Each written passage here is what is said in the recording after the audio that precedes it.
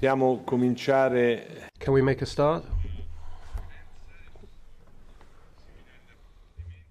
This is a seminar to explore the issues. Thank you to the staff.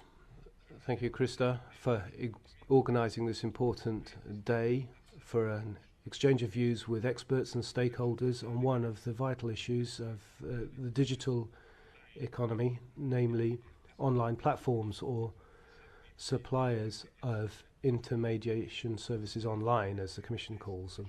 This is the first legislative text on online platforms, even though this relates to B2B, and the aim is to reduce the issues in the market where you have big online platforms and small traders. So the idea is to have a single set of rules in the EU without hampering innovation and allowing a greater offering of products and services to consumers. We have a proposal from the Commission, and we can say that we're happy to see a first step towards greater transparency and standardization at the EU level. Our group's commitment and our rapporteur, Krista Schaldemose, commitment, once turf wars with different committees have been sorted out and IMCO has got leadership over the file, is to get an agreement between the three institutions before this parliamentary term concludes. Now, I can flag up in advance some key factors in the Commission proposal which warrant discussion and further exploration. Firstly, recourse mechanisms in case of dispute to support smaller traders. Also, new provisions providing clear information obligations on commercial users of these online platforms, especially with regard to suspension of accounts, and then the presence of businesses on the platforms according to Article 5 of the regulation. With the growth in e-commerce, having a homepage on an online platform is increasingly important for businesses. 88% of clicks are directed at the first 5 hits in a research, in a search list, according to Commission statistics, and therefore it's important that businesses understand how everything works in the way these results are classified.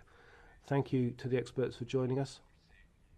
I'm glad to see them turn out in such great numbers with such great expertise. Thank you for accepting our invitation to this seminar held by our group. I'm sure they'll be able to clarify some of these ideas and give some useful pointers to our members and thereby to Parliament. I'd like to thank Krista Schaldemose for her skills and her passion that she's devoted to this file, and I'm sure we'll see her do a great job of work, and I look forward to a very productive morning, and I'll give her the floor straight away. Thank you very much, Nicola. Thank you for coming here, opening this workshop today, and also thank you everyone here for coming. And I'm hoping that we're going to have a good discussion about the proposal. I'm supposed to deliver an opening speech, but it will not be that formal because I have decided not to say too much today because we are still in the initial phase. I'm still learning. I'm still trying to figure out what is good and what is bad in this proposal from the Commission. In principle, I welcome it because I think it is a good proposal, but I might also think that we could improve it a little bit. No surprise. But where and how, I haven't made up my mind about that yet, even though I'm learning. I have already had a lot of meetings with different stakeholders, but I'm not finished there. And I know that every day I'm getting new contacts for people wanting to meet me, and I'm not able to meet everyone who wants to talk with me in this area. But as I said in IMCO, and I'm repeating it here, please send an email to me with your position papers, because I will read every paper coming in. having said that, it's not the same as I will take on board every proposal you have, but I will listen, because I think it is important to try to find out what is good in the proposal, what is bad or less good, where can we improve it, and what is lacking, and is there anything we need to delete, or maybe even try to fold out a little bit more, maybe some of the definitions or something like that. So please feel free to send me your ideas. I will read everything. If I should give you an indication on where I stand, not in details, I would just say to you that I am very much in favor of fair competition on the internal market. In order to make sure that we have a well-functioning internal market, the competition needs really to be fair and balanced. And seen from my perspective, that means that it is important that small and medium-sized companies will be able to have a good business also online. And therefore, I am looking into this proposal in order to make sure that it is fair also for the smaller players, because it is we are going more and more digital. We are going to use online platforms more and more in the coming years, no doubt about that. But and the consumers love them. But we also need to make sure that it is fair for the small business side, and that is where I stand. But having said that, I haven't indicated where I want to maybe improve the proposal so far. I'm still working on it. So today I'm here to listen. So if you have some very good point, I might even take them on board. But by the end of the day, this is going to be a proposal that makes it easier, better, clearer for business to function on the internal market, and by the end of the day, even make it easier and hopefully cheaper to be a consumer on the internal market as well. So with those words, I will go directly into our speakers list. We have a long list of different speakers because we want to have many different angles on this proposal. We have given each of our speakers approximately 10 minutes. And I know it's difficult to stick to the timetable, but it's my job to make sure that you're doing it. So please try to stick to the time, because that will also give us a chance to have a Q&A after your presentations. But I'm really interested in listening, so I hope that you're ready to give us very good ideas and proposals on this proposal from the Commission. And speaking of the Commission, that is where we start today, because the first speaker is Gerard de Graaf from the European Commission, Director of the Digital Single Market. And I suppose that you will present us a little bit more about the intentions in the proposal. But anyway, the floor is yours. Good morning, everybody. Thank you, Mr. Danti, Madame Schoudermose, for organizing this important discussion. And we're very keen and very ready to work with you and the Council to advance the proposal through the legislative process. And indeed, I thought it would be helpful if I sketch out the problem analysis, the kind of motivation, what is behind the proposal, what have we found over 2 years of in-depth investigation and research. But before I do so, I would like to stress, I think as you also did in your introductory remarks, that platforms have a very positive role to play in our economies and our societies, particularly for the single market. It does enable a lot of small and medium-sized businesses to trade across borders that would be much more difficult without the platforms. This leads, of course, to greater competition and wider choice, which benefits consumers directly. So this is not an anti-platform proposal.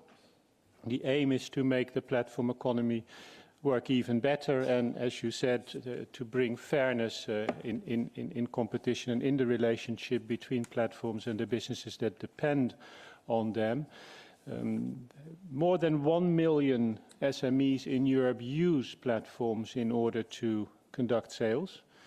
Half of them depend for more than 75% of their online sales on platforms. So this is not negligible. I mean, there's a lot of companies, small, medium-sized enterprises in the European Union that depend on platforms for their success. In some sectors, I think we'll hear from the hotel sector this morning, I mean, the dependency is, of course, even starker. Well, the digital economy, I think we all know, has a tendency to work towards network effects. I mean, that is that platforms tend to grow very fast, and the more users there are on both sides, I mean, the more kind of value the platform creates from both sides. But this dependency can also allow or enable platforms to impose unilateral trading practices that could be considered unfair. And we have found some of those in our investigations, and then we've also found when these practices occur, it's very difficult to put them right. Redress is not effective in this area. Now, this is negative, of course, for the online platform economy. It's negative for small businesses. It's negative for the platforms themselves, but let's not forget, because their business model is based on maximizing the number of transactions. So if you have fewer transactions, they make less money. And it's negative for consumers because they are denied interesting kind of products and services and at affordable prices. So this is a negative in all respects, which this proposal tries to address. We're under-exploiting the platform economy. Well, we have done more than 2 years of in-depth investigation. I mean, some people say, well, why are you coming with this proposal now? But we wanted to be absolutely sure that what we were addressing here, we knew what we were doing, because the platform economy is very fast-moving, and the last thing that the Commission wants to do is to come forward kind of all guns blazing and then produce unintended consequences. So we have taken a lot of time to study the dynamics of the platform economy. We've done enormous amount of surveys, workshops, studies. I mean, we analyzed, or we had kind of consultants analyze, I mean, hundreds of terms and conditions of platform operators. So we have not kind of gone, as we say in Dutch, over one night of ice. We have waited until the ice was thick enough to walk on it. So what have we found in all this investigation? Well, we've found, and this is kind of a bit kind of generalistic, but I think it does give you a flavor. And then, of course, when you look at the proposal, you see that we're actually addressing those problems. This is a very much like there's a problem, what's the solution to the problem initiative. So what have we found? That terms and conditions can be very unclear. And they can also change. They do tend to change regularly, which causes problems for SMEs because they don't have that capacity to adjust as quickly as the terms and conditions may change. We found that 43% of those companies using platforms experience problems. And if you're a heavy user, about 20% are really heavy users, meaning they rely predominantly on platform revenue, it's 75%. So the heavy users experience 75%. I mean, in 75% of cases, they come across problems. The same data, I mean, this is Commission findings, but the same data we can see also in national findings, for example, in Germany from German research. More than 1/3 of companies kind of have difficulties with search that we interviewed. They feel that search has a major impact on their revenue base.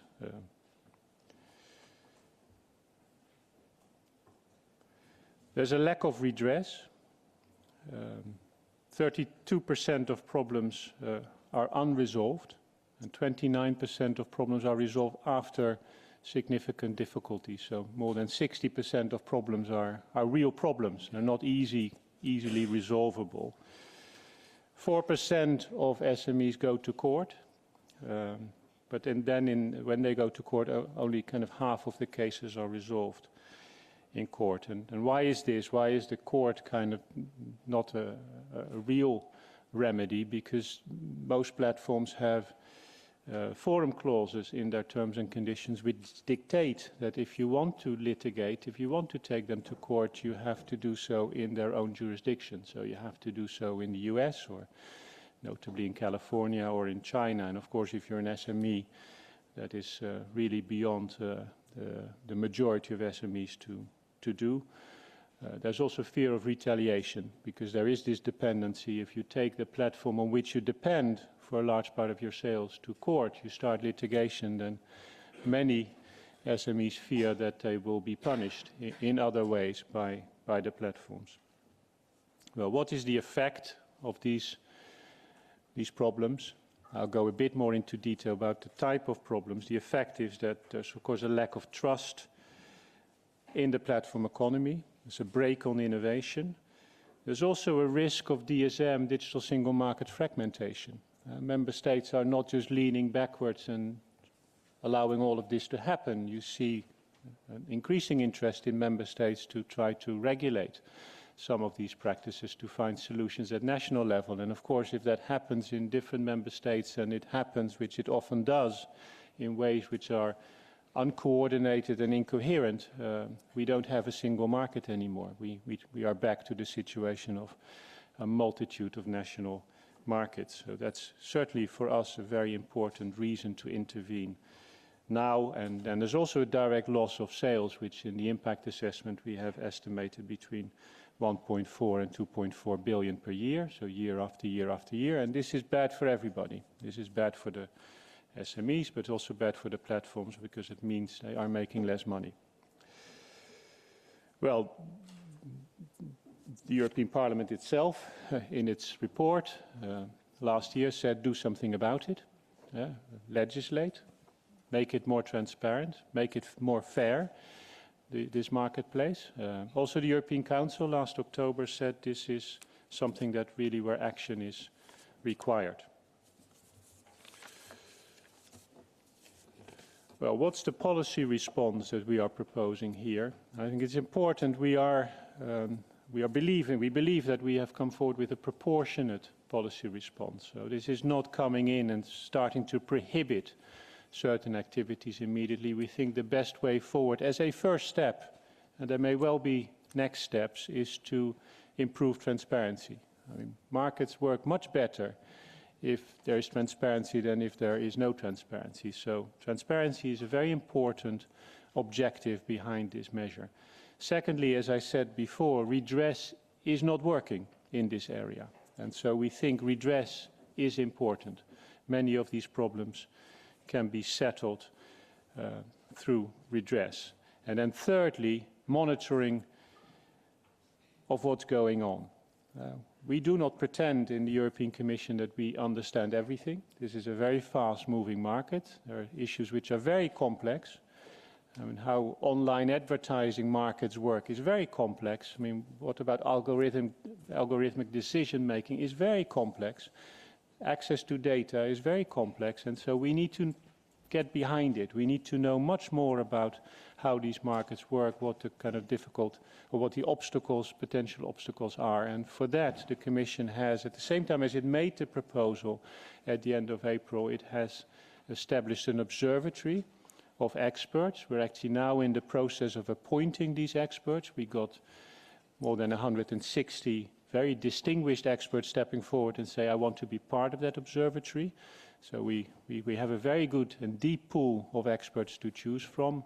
Also in the Commission, we are setting up a kind of a Commission task force to work on this and to back up the observatory. And we have a significant budget also to undertake studies and workshops, also to the point where we are very interested and we want the observatory to interact with the stakeholders in this particular area. Well, I said transparency and redress, so what do we need to think about? Well, I said terms and conditions can be very unclear. They can change very frequently, too fast for many SMEs to cope with. So what are we proposing? You must inform the companies that depend on you when you are making these changes, and you have to give them time to adjust, at least 15 days, unless they agree beforehand that they can live with these and they can implement these new changes. And we want it to be clear what the conditions are for access to data. Quite a lot of companies say we would like to have better access to data that the platforms kind of collect in their intermediating role. I'm sure this is something that we'll hear from the hotel sector today. We are saying let's be clear up front. What are the access conditions to data? We want to kind of be clear on ranking and search.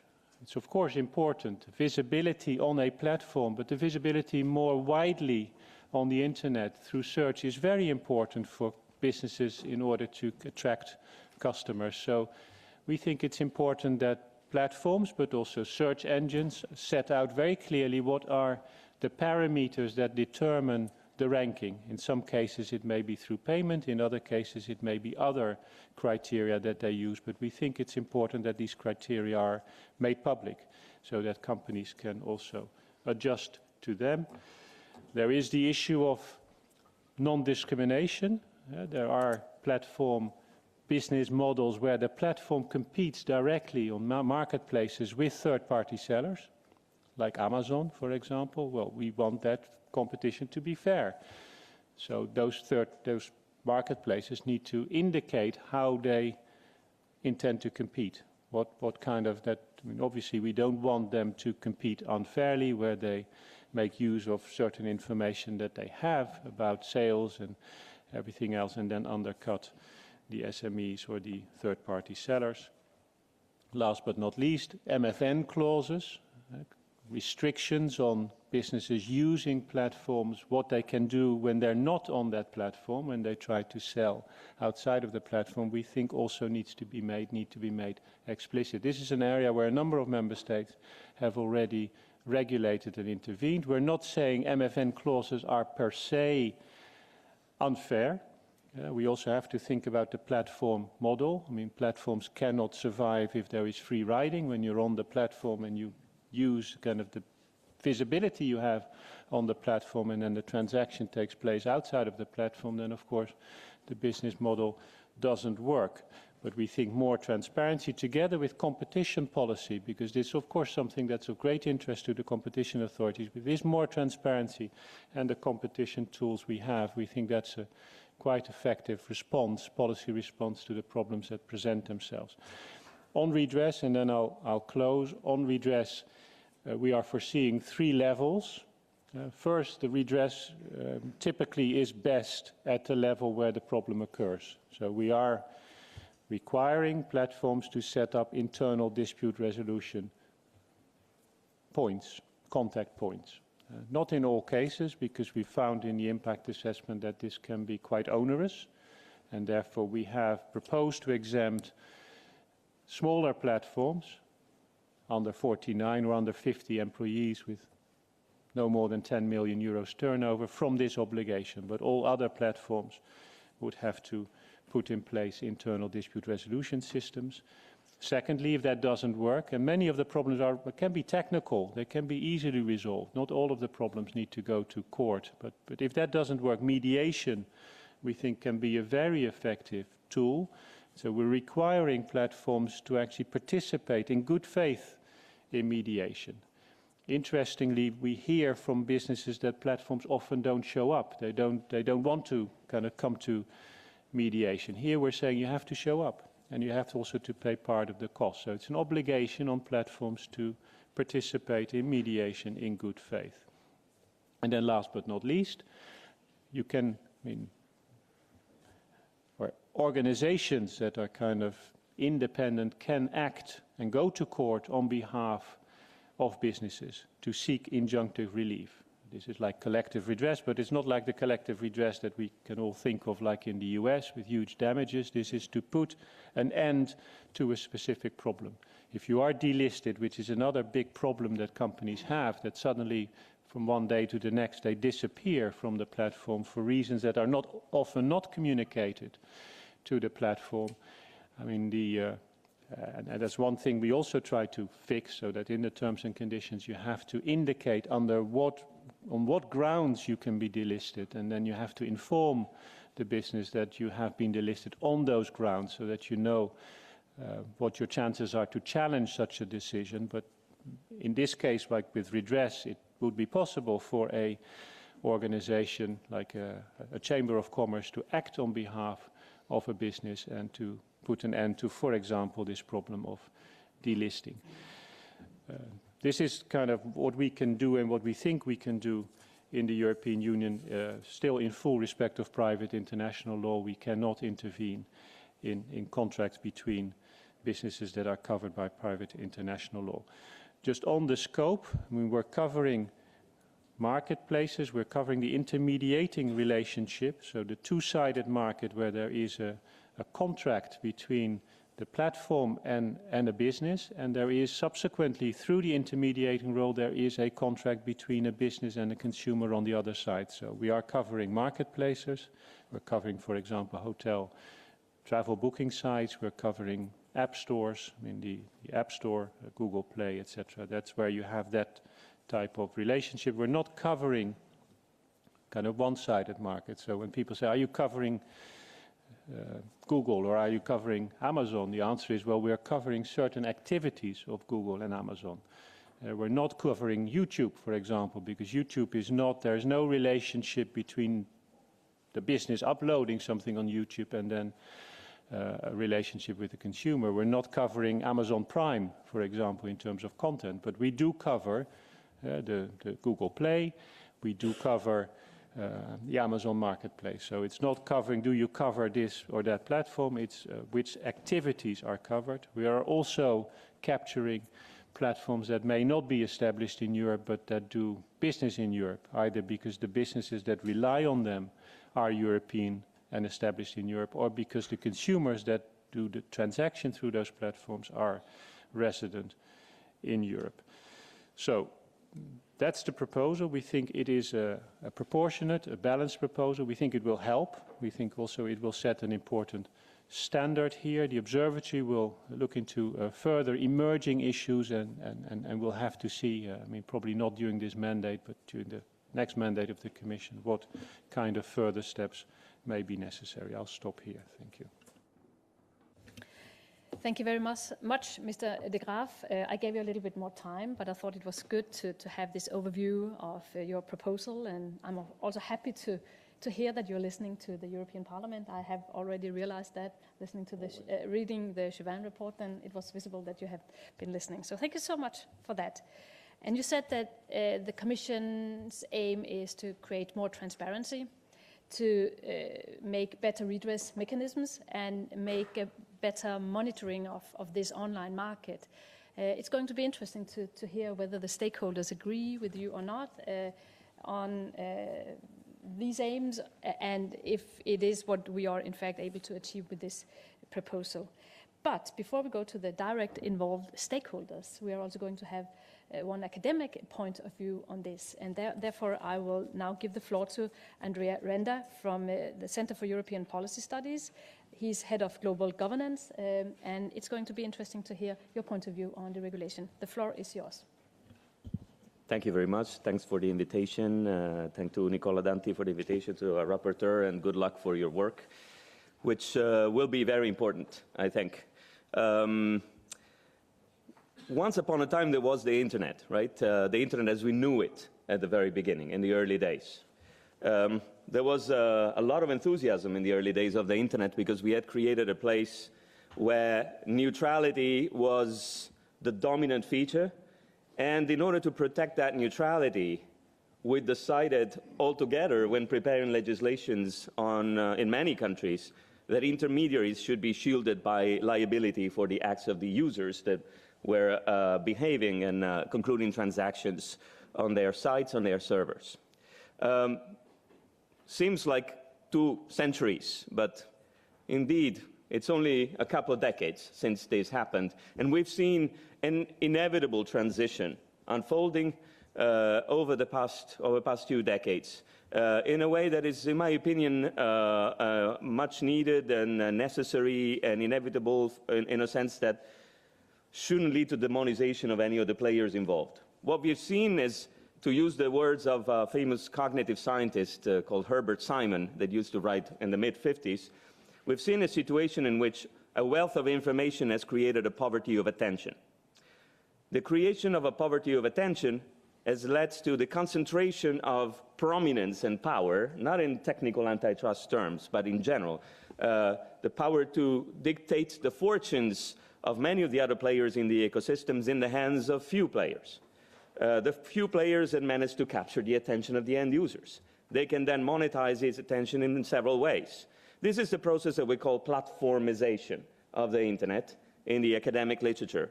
It is a process that was needed. It was a necessary reaction and evolution of the internet in order to enable the orchestration of this overabundant information that now led in what some experts call the zettabyte era. I'm not going to go into this, don't worry, but meaning the amount of traffic that we produce on a yearly basis, the amount of data that we have available for analytics and for new business models, to give a very rough estimate, it doubles every year. And this is, of course, an exponential process. The more is the information out there is rich, the more the ones that are able to combine, organize, and convey this information in a way that is usable by the end users of the internet have power, inevitably. This is also being accompanied by another process, which is, if you wish, a little bit of a legislative inertia or some choices that in Europe have led the big platforms on the internet to be probably gaining a competitive edge on with respect to other players, the telecom operators at the bottom, the copyright holders at the top for many years. Now, this trend is now being inverted since in the past few years. The European Commission has decided that a new balance has to be struck. And I think this is meaningful. It is meaningful because there are certain tendencies that are systemic, natural on the internet. There are certain legislative frameworks that are obsolete. Again, we are not anymore shielding intermediaries for liability for the act of their end users. We have started to ask more and more to the platforms, recognizing their key pivotal role in this ecosystem. And we've also gradually come to recognize that it's not just a problem of one of them or a problem of the ones that really are bigger than the others, but there are problems that are systemic. And going through the relatively narrow path of antitrust law is sometimes not the best choice. Now, this is not the first time it happens, right? It has happened in other fields. I see Werner Steng there. He's had a long career in the Commission in other parts, dealing from better regulation to Markt and so on, Gerhard as well. We have seen attempts, for example, over the past few years, to extend the unfair commercial practices framework to B2B relationship. We have seen member states over the past century, if you want, taking action in the retail sector and even more specifically in the agri-food sector, because they had realized that the large retail chains end up very often in a situation in which they are the one and only solution for the local producers that want to really sell their products to the end users. There are situations that, away from being antitrust relevant situation, are situations that, for example, in France would be defined as a situation of relative dominant position. In other countries like Germany or Italy would be called abuse of or situations of economic dependence that might lead to abuse. It's not the first time that it happened.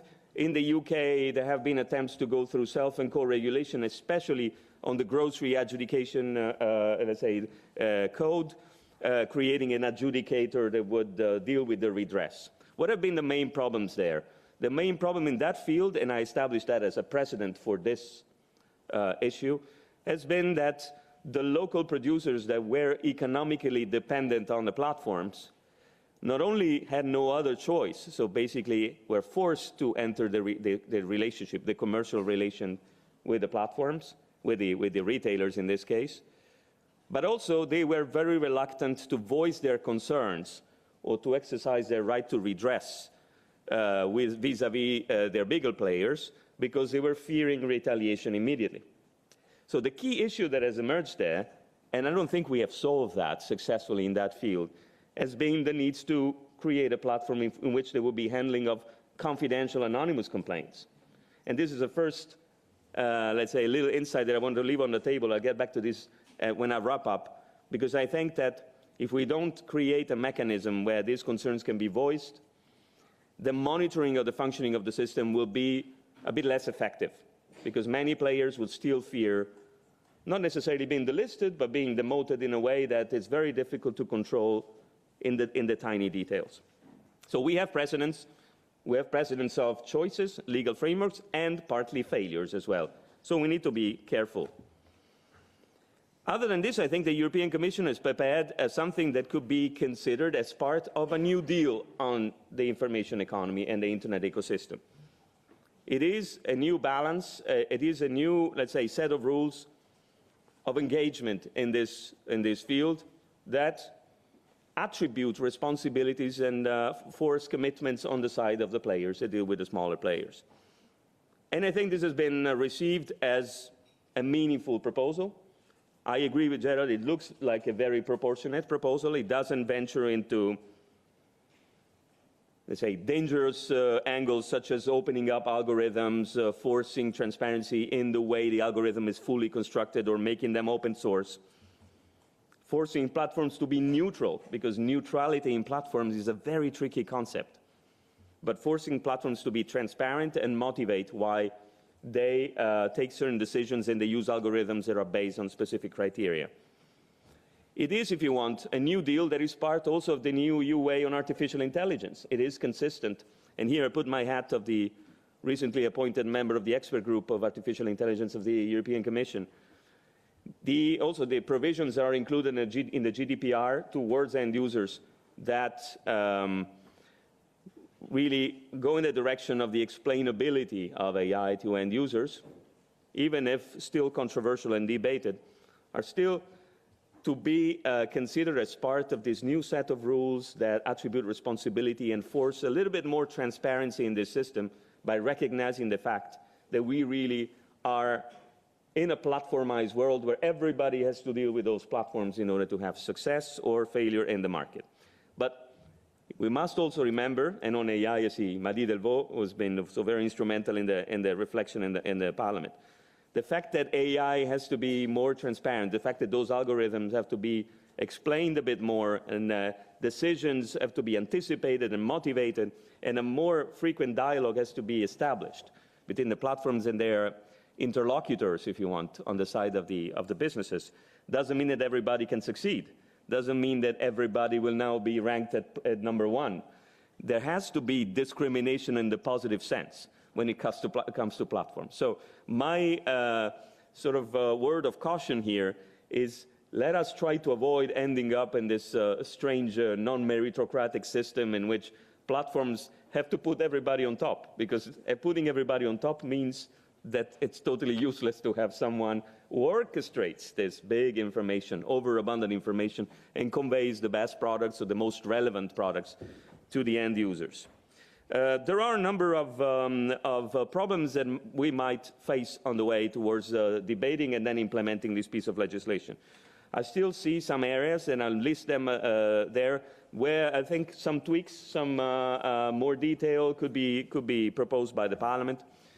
First of all, the relationship between those cases in which there is a commercial relation which is bilateral, and those cases in which there are unilateral practices that still force some level of commitment and transparency, which are distinguished but then relatively homogeneously addressed by the proposal, meaning the search on the one hand and the marketplaces on the other. I think in those cases there might be some problems from a legal perspective in really coming up with the common set of behaviors, because where there is a relationship, there is a contractual relationship, you can use contract law, you can use, let's say, ongoing exchanges between the two parties. On the other hand, the ones that do this unilaterally or purely unilaterally, and this would also fall outside of the scope of the proposal, might have different ways of achieving discrimination and might also have different needs to achieve discrimination. The second is the complaint handling. We definitely are in a situation in which complaint handling is needed. I repeat that. I think we would need a system of anonymous complaint handling. The information on the complaints that are being managed by the platforms should potentially be available to everybody, otherwise, or to the observatory at least, because otherwise the monitoring of the system will become less easy. The third area of concern is that there are areas, there might be cases in which we might, and the Commission might have an interest in forcing even more proactive behavior on the side of the platforms, exposing local content, exposing local products. This is not going to happen under this proposal, and it has to be clear. What will happen in the media sector, what will happen, for example, also for SMEs, there is no obligation for platforms to put forward SMEs as opposed to larger players. And a platform can very legitimately decide on the basis of the relevance, the popularity of a specific product, and expose to the end users the products that are most popular, which would in some cases not be the ones sold by startups and SMEs. This has to be clear of what this proposal cannot do. Coming to the end, I think the last chunk of the debate that I see emerging in the Parliament is what is going to happen over time if, in monitoring this legislation, the results that the Commission sees in terms of evolution of the market will be considered to be insufficient or unsatisfactory. Is there a path towards incremental provisions? Is there a path towards, is there a point in time in which a decision will be made? Do we know what this decision might entail? This, as a start of a new deal, as a start of a process, is not clear to me, and maybe in terms of also exercising pressure on all the players in the ecosystem to come up with something meaningful, I think this will be needed. Other than this, I think the proposal, again, I would congratulate the ones that have worked on the proposal over time. We will see what the Parliament will come up with. I think those areas will be worthy of attention. And I thank you very much for your attention so far. Thank you. Thank you. Thank you. Let's give him a, sorry. Thank you very much. It was very interesting and a new deal. Nothing less than a new deal. Well done, Commission. Let's see if we can even improve this new deal. I think that you raised a couple of very important questions that I also hope that our stakeholders will touch upon. For instance, this about anonymous complaints. I will not mention who because they are afraid of being mentioned, but I have already been into contact with stakeholders being afraid of complaining because they fear that the ranking will be, they will be put down on the ranking, and we need to find mechanisms in order to make sure that that will not happen. And I'm not sure that transparency in itself will solve that, but let's see what we can do. But thank you very much. And now to the next speaker. And I'm really happy that we today have representatives from the consumers here, because what we intend is to have a fair internal market, but a fair internal market is also important for the consumers. If it's fair, it will be good for the consumers. So I will directly ask Beog and Mr. Beltra, is this proposal good for the European consumers? Please, the floor is yours.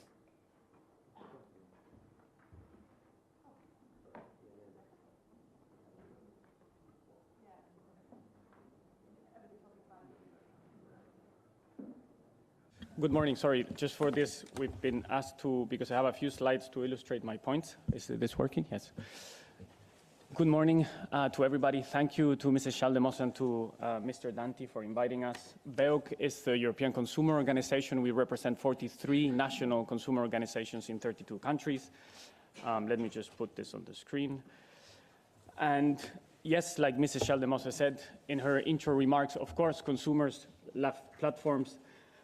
Since I don't have a lot of time, I will just run you through our problem description. Consumers indeed embrace the platform economy, but that doesn't mean that problems don't exist. Many problems exist for them. You have a few of them on the slide, from anti-competitive practices to lack of transparency, legal uncertainty, widespread use of unfair terms, disrespect for data protection obligations, etc. The activities of our national members confirm this. They have a lot of judicial and non-judicial actions against big platforms, from Booking to Facebook to Uber. Like we know, many rules are in place. So our first key message is that the challenge to protect consumers in the platform economy is enforcement. There are many different instruments that have good consumer protection provisions in them, but what we see is a widespread lack of enforcement. And in enforcing these rules, one of the things that we're asking different sectoral authorities is that they have to cooperate better. We need data protection authorities to work with consumer protection authorities, to work with competition authorities in order to enforce these rules. But we think that this is not enough, because many of these rules are thought for a different era. And so what I want to do quickly in the time that I have is tell you not only about this proposal that we have today, but our more holistic agenda of what do we want to see to protect consumers in the platform economy. And that starts with a different deal. It's the new consumer deal. This is a proposal that the European Commission put on the table in April, where it updates the Consumer Rights Directive, the Unfair Commercial Practices Directive, and it has other measures on collective redress. But there are a bunch of very good points in this proposal that relate to platforms and which we applaud and would call on the European Parliament to reinforce.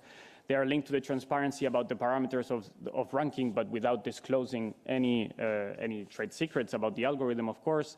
It includes an obligation for the platform to allow suppliers to self-declare whether it is a trader or not. That has a very important implication, because if somebody is renting you an apartment on, say, Airbnb or any other accommodation platform, and he or she is not a trader, then EU consumer law does not apply. And that is important for users of the platforms to know. Another linked obligation then is to say whether consumer law applies, but without having to specify the details, and linked to that, which trader is responsible to guarantee the application of consumer law. Another very good idea is a new item in the annex of the Unfair Commercial Practices Directive, where the platform has to disclose whether the search results are based on a payment or not. And if it does not do that, then it is considered an unfair practice. That has very concrete implications, and that is good for an enforcement. But not all is great, and we, of course, have more ambitions. And so here are a few ideas of what's missing in the new consumer deal. We would have wanted to see, especially in the era of AI and automated decision-making, a bit more transparency, a bit more obligations on transparency about how algorithms work, particularly regarding personalized offers. There are no provisions on standard remedies in case of non-compliance with the law. We've always called for at least the right to terminate a contract to be a standardized remedy.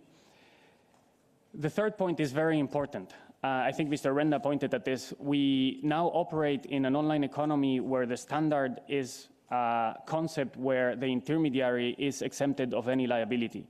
And that was and is today still a very important concept that we have to, I think, protect and embrace for part of the online economy.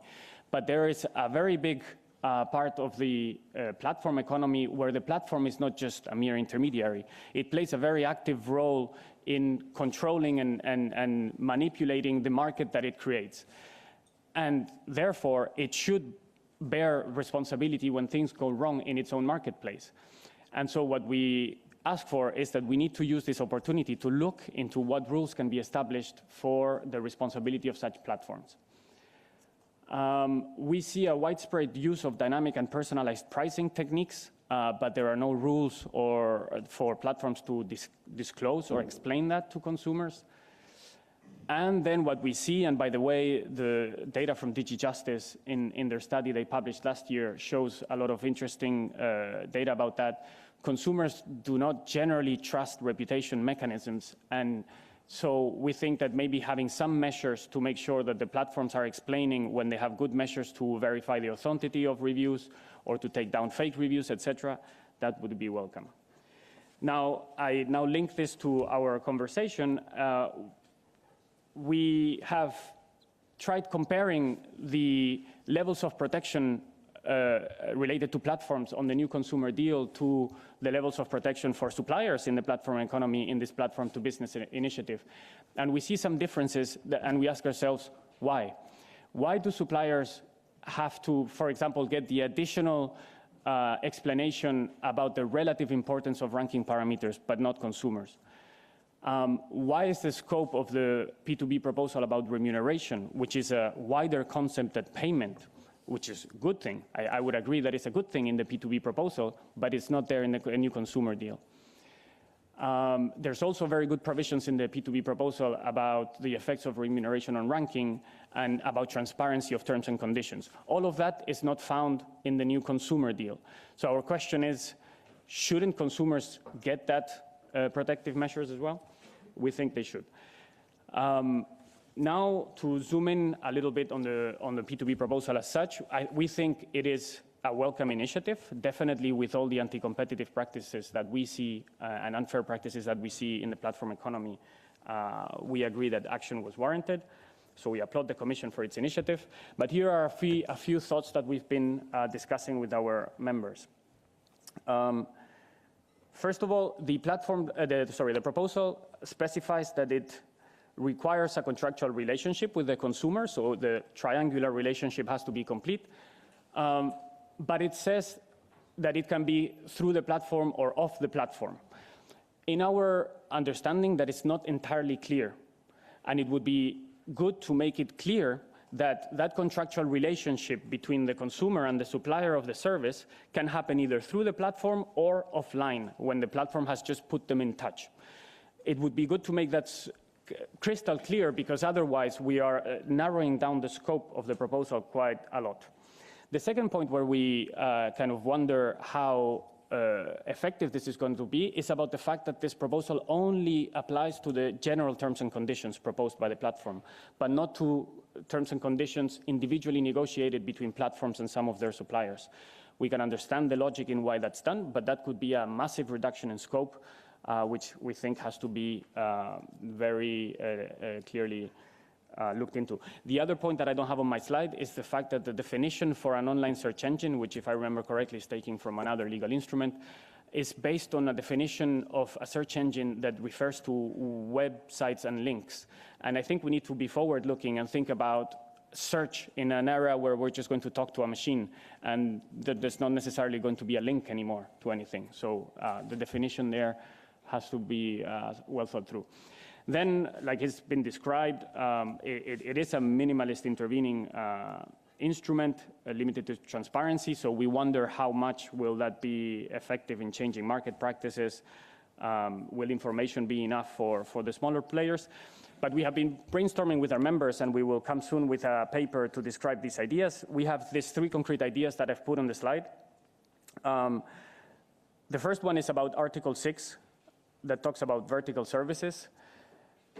We wonder whether we should not take this opportunity to say that a platform cannot integrate its own vertical service as a default, and that consumers should be asked which vertical service you want to use between competitors and the own platform service.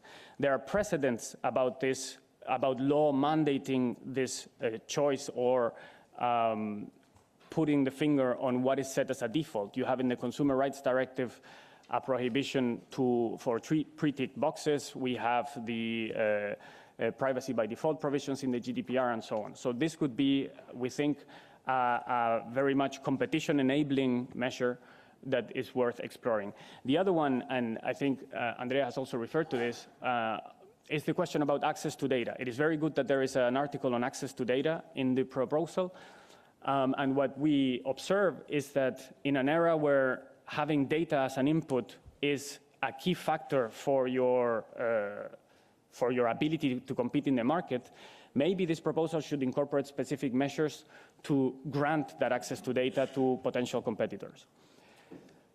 And last but not least, on Article 8, on MFN, what we've seen is that there is already a significant number of member states, competition authorities, that have considered wide parity clauses as anti-competitive.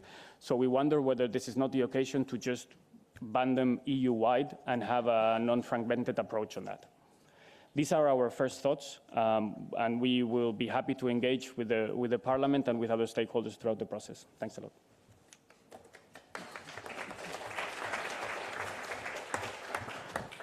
Thank you very much. Thank you very much. It was useful and interesting. And I completely agree on the enforcement part. It is extremely important, and thank you for the good ideas. And I would also say that it would probably be a good idea to try to not merge the proposals, but at least make sure that we have more or less the same kind of definitions in the new consumer deal and P2B. It makes sense for me at least, but let's see where we end up with this. So thank you very much for your very good proposals. And now we turn to the stakeholders. BEOC is of course also a stakeholder, but next in line. And now we go to, it's called P2B, so now we go to the business side. And we have heard a lot of interesting aspects and points of views here, of course from the Commission and from BEUC and from the academic side. We know that access to data is at stake. We are discussing ranking, transparency around ranking, scope, and how to make this redress function, MFN, enforcement, and a lot of other things. So I hope that you will give us some ideas in this area so we can work further on to this. So I'm really looking forward to listen to your ideas about the proposal. The first speaker, and those of you who attended the IMCO hearing did have a chance to listen to you. You were able to intervene, but now we have you have a place on the agenda as well. So thank you very much, Mrs. Regner, for coming here. And now we're going to listen to Spotify's point of view. The floor is yours. I mean, we're talking about digitalization, and we only have one computer. But okay, maybe we can do that better in the future. Yeah. So thank you very much, Mrs. Schaldemose, for indeed giving us the possibility to present the view of a business. So first, a couple of words about Spotify. For those who don't know Spotify, Spotify is a Swedish music streaming service founded in 2008. The service combines an ad-supported free model and a premium subscription model where the users pay a certain amount per month. We offer the world catalog, national, European, international, all across Europe.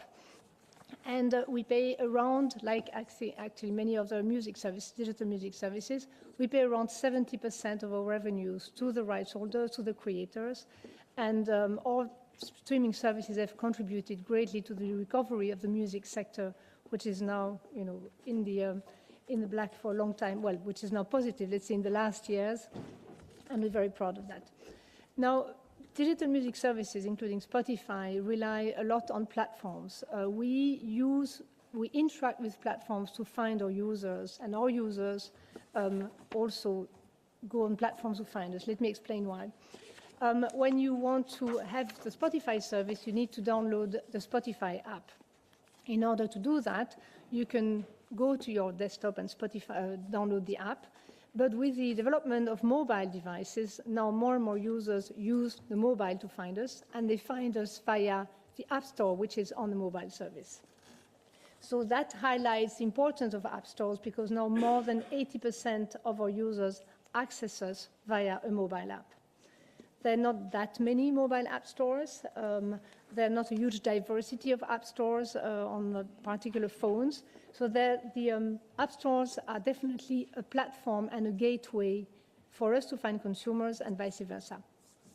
When platforms work properly, and that has been described, they create opportunities in both sides. Most platforms have an incentive or an interest to have as many users as possible and as many businesses as possible to put them in contact and grow.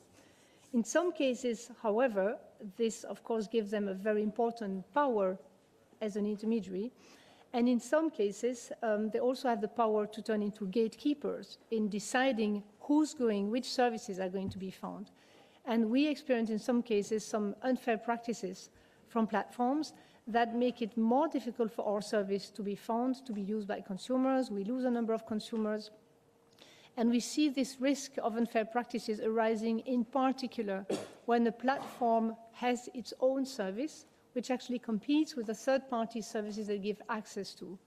In such case, the platform has an inherent conflict of interest between their own service and third-party services, and that's typically where we see the highest risk of unfair practices.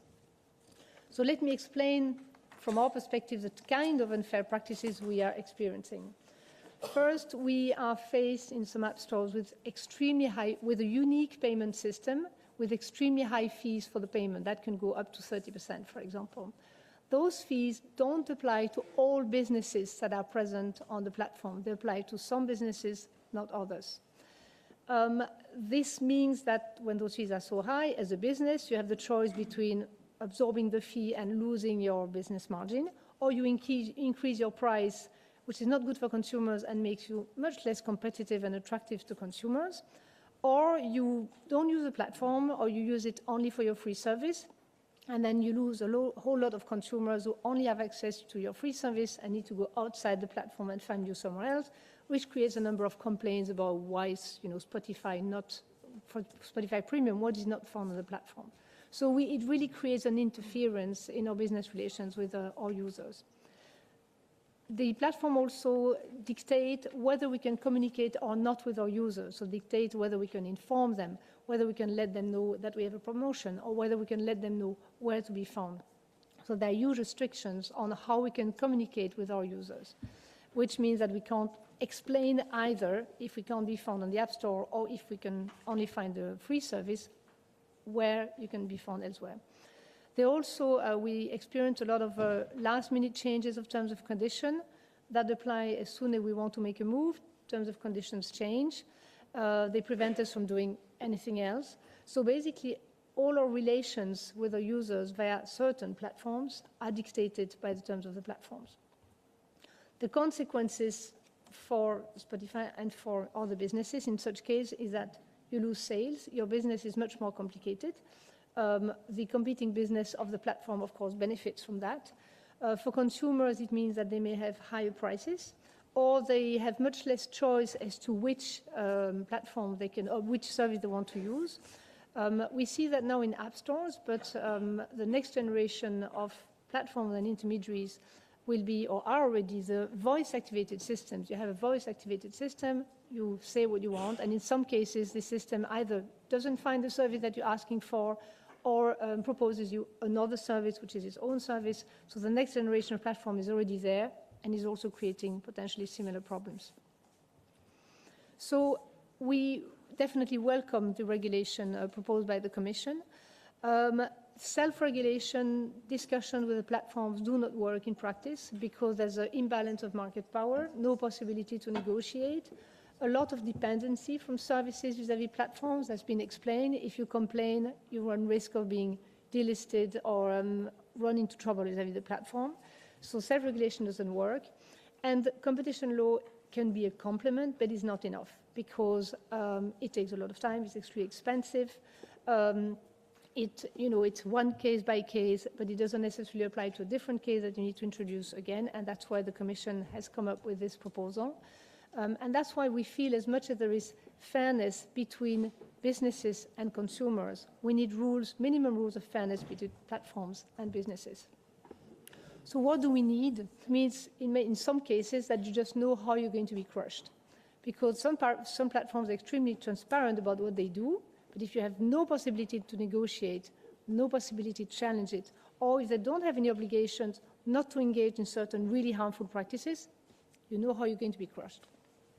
So we need, for specific practices, we need a prohibition of certain specific harmful practices. And for us, those harmful practices exist in particular when a platform has a downstream service which competes with third-party service. So that's covered by the differentiation which is addressed in Article 6 of the proposal. Another point concerns the remedies. We feel that the current soft remedies of mediation and complaint handling in particular do not work in a situation of dependency and do not work when the platform doesn't have an interest in having a solution, especially when they have a conflict of interest. So for us, what we would like to see is a better compliance mechanism where you don't just have to negotiate with a platform with which you anyway cannot negotiate, but rather a mechanism that ensures that the clear obligations of the regulation are respected. So I will stop here and would be happy to answer questions.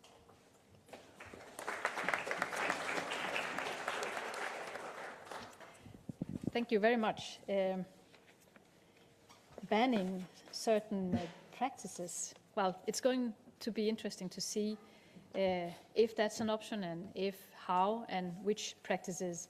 I suppose that will be a part of our discussion later on. So, but thank you very much for giving us this. And it is interesting because when we're talking about platform to businesses, I suppose many are thinking about very small businesses towards the big platforms. But here, even with bigger players, you see that there can be certain problems. So thank you for giving us this insight.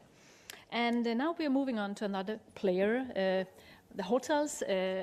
Many of us have probably used Spotify, but also, the booking sites for hotels when we are traveling abroad, especially members of the European Parliament knows how that functions. But we are going to listen now to European Hotel Forum, Mr. de Marsillac, and I'm really interested in listening to what can we do to create a more fair business for you on the online platforms. The floor is yours. Oh, you had to use the computer as well. Yeah. Maybe we should have 2 computers.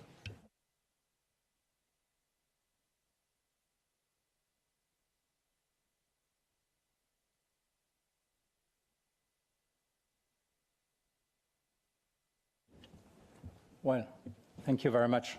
Thank you very much for this invitation. Thank you very much to the previous speakers who have basically addressed most of the topics I'm going to talk about in the next 10 minutes. I am Guillaume de Marsillac, and I do represent EHF. It's been 20 years that I have been involved in the travel and hospitality sector, and I'm going to talk about the challenges that it takes for a hotelier today to actually distribute its hotel inventory in a very digitalized environment. A couple of words about EHF, which I represent today. We are an association which represents over 6,000 hotels in Europe, from the bigger ones to the smaller ones and the very independent hotels. We have hotels in all the 28 European member states. And what you have to know is that this hospitality world in Europe is actually quite a big industry, and it is a highly fragmented industry. There is over 200,000 hotels in Europe, and obviously on the ground they do hire and employ a lot of people. They do actually generate a lot of value addition on the ground, and obviously contribute significantly to the GDP. So a couple of words about the challenge that has, and that was actually been has been explained very clearly by the previous speakers about what's going on in our industry. Actually, there is a huge intermediation, and we're going back to the spirit of the internet at the very beginning. But what you have to know is that in this industry, every other room in the tourism and the hospitality world is being sold online. Okay? Now, among these rooms which are being sold online, between 50 and 70% of those rooms are being sold through an intermediary. And in our world, we call them the OTAs, so the online travel agencies, which is a terrible acronym, but it's basically platforms. Now, among those platforms, 2 of them represent over 80% of the distribution. Okay, so you have a very interesting situation where you have a highly fragmented market with over 220,000 hotels in Europe, and at the other extreme you have 2 mega platforms who are actually playing a big role in distributing those hotels, because the 2 of them represent between 20 and 30% of all the rooms which are being sold, including the offline world.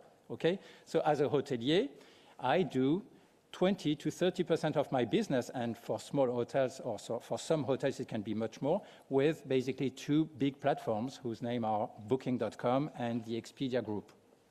Okay, so this is why EHF is very much eager and has been very much welcoming the work from the European Commission.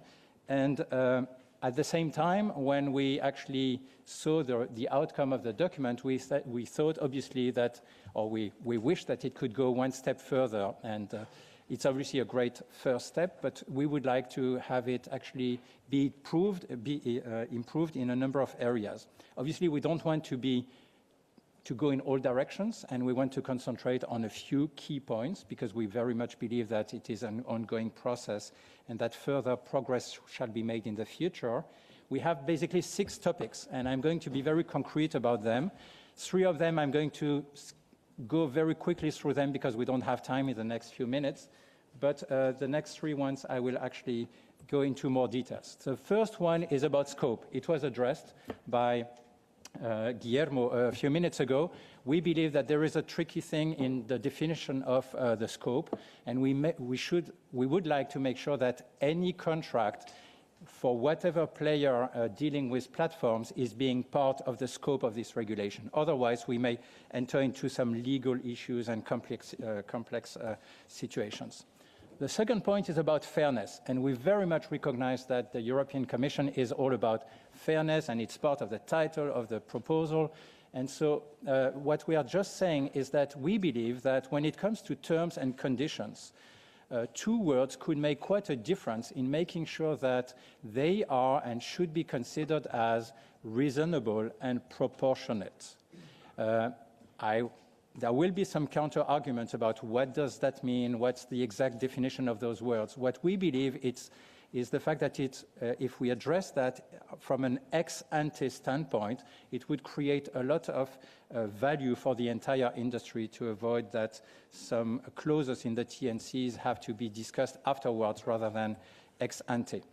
The third point is quite technical and is related to our industry, but also applies to other industries, is that as a business user, quite often you deal with a platform, and this platform is going to use the content that you provide the platform with to distribute it not only on its own platform, but on an affiliate, on a network of affiliated companies, third-party companies. And we would like to make sure that sometimes it's a very good thing, and we would just like to make sure that a business user should be made aware of that and would have the option to opt in or opt out, and it doesn't become automatic. So those were three, I would say, quite technical aspects. Let me go into three more business-related topics which have been addressed. One is about transparency, no surprise. One is about data, it has been also addressed, and one is about MFN. So let's talk about transparency first. I think the example, let me give you an example. You will probably recognize this as a consumer, you will probably recognize this screenshot. This is basically a request for a hotel for the end of July in Rome, okay? You see that on this platform, there is quite a few properties being offered, over 5,000, okay? So obviously then the consumer will do some filtering and will obviously reduce the offer. But what you fully understand is that actually being listed on page 1 or page 2 of this platform is quite a difference, makes quite a difference versus being on page 80. And again, we are absolutely not about asking that everyone should be on page 1. This is just not realistic. But we are about saying that when there is something on a page like this saying, this is our top picks, or when there are some logos like this on the page, which basically have a strong influence on the reason for, and influencing the fact that this very property is on page 1 and promoted in ranked number 1, that those parameters should be made very transparent to the business users as part of the contracting with the platforms. And so we are basically asking two things, very concrete, very simple, which we believe would help a lot our industry, but also the platforms in terms of simplifying the relationship. The first thing is that the parameters of this ranking should be made transparent to the business users, so should be that all of them should be communicated. Right now we are talking in the proposal as the main parameters. Main doesn't mean much to me, and I believe that probably dealing with all the parameters and the relative weight of those parameters should be made transparent. I'm talking about the business users. And the reason is that if this is being made transparent, then the business users has the ability to actually play and interact with the platform in a very natural way to actually influence this. The second thing that we're asking is that because those platforms represent 20 to 30% of any hotel business, is that if there is a decision from the platform to derank or to delist a given property, that this decision is being made and communicated to the hotelier or the business users in advance, so that there is not an ex-post discussion between the business users and the platforms, but that it happens actually before the algorithm is implemented. And we believe this would not create a lot of complexity. It would, on the opposite, actually clarify and give the opportunity for the business users to actually adapt and potentially change its ability to be presented on that platform. So next topic is about data. I don't think I have to explain very much how it goes, but when you go to a hotel, basically the hotel is the only one liable and in charge of making sure that you have a good night and that you're in a good shape for the next morning at the European Commission. So the platform, obviously the OTAs, they gather tons of data, and this is very natural. They collect what I call navigation data, everything that's happening on the platform, but also the reservation information.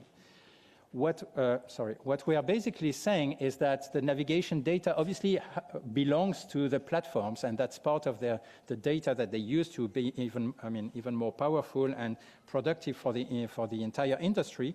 But we basically insist on the fact that all the reservation data, and in other industries it will apply also to other industries, are being shared with the business users.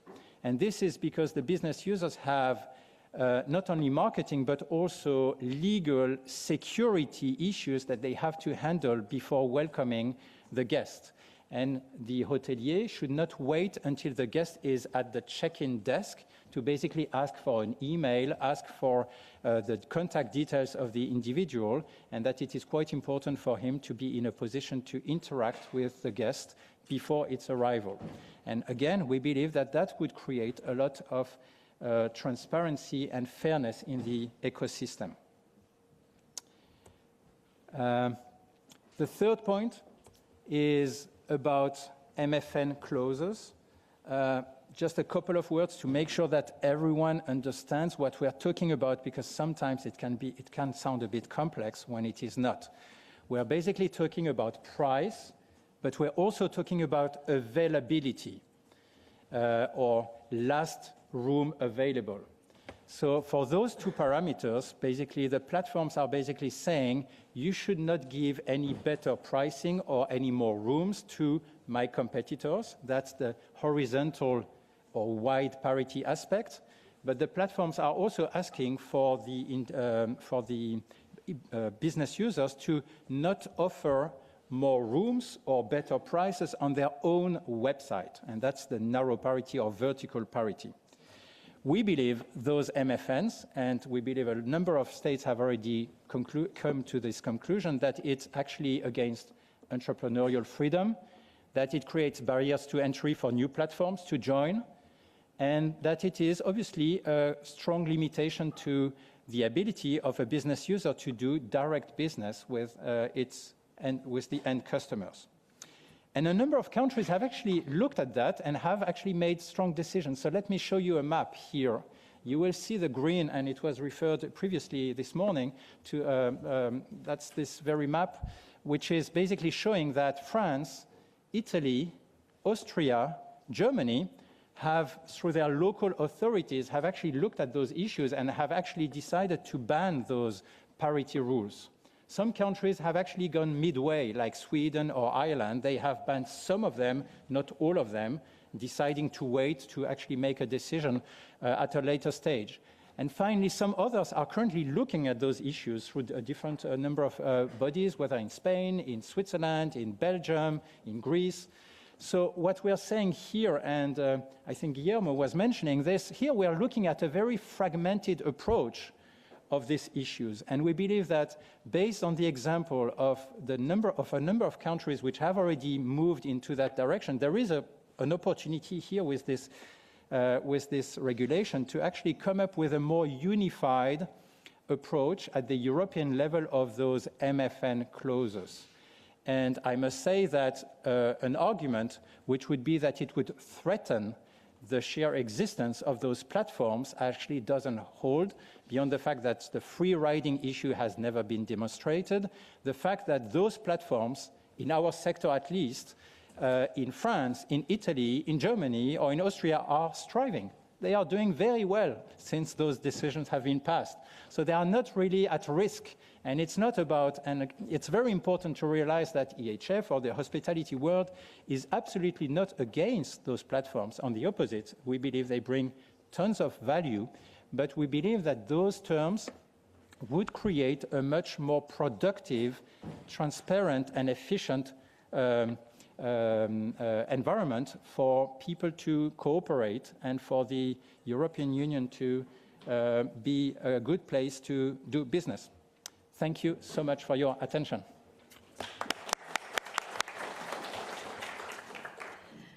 Also, thank you very much for your presentation here. And I think it's really interesting what you come up with here.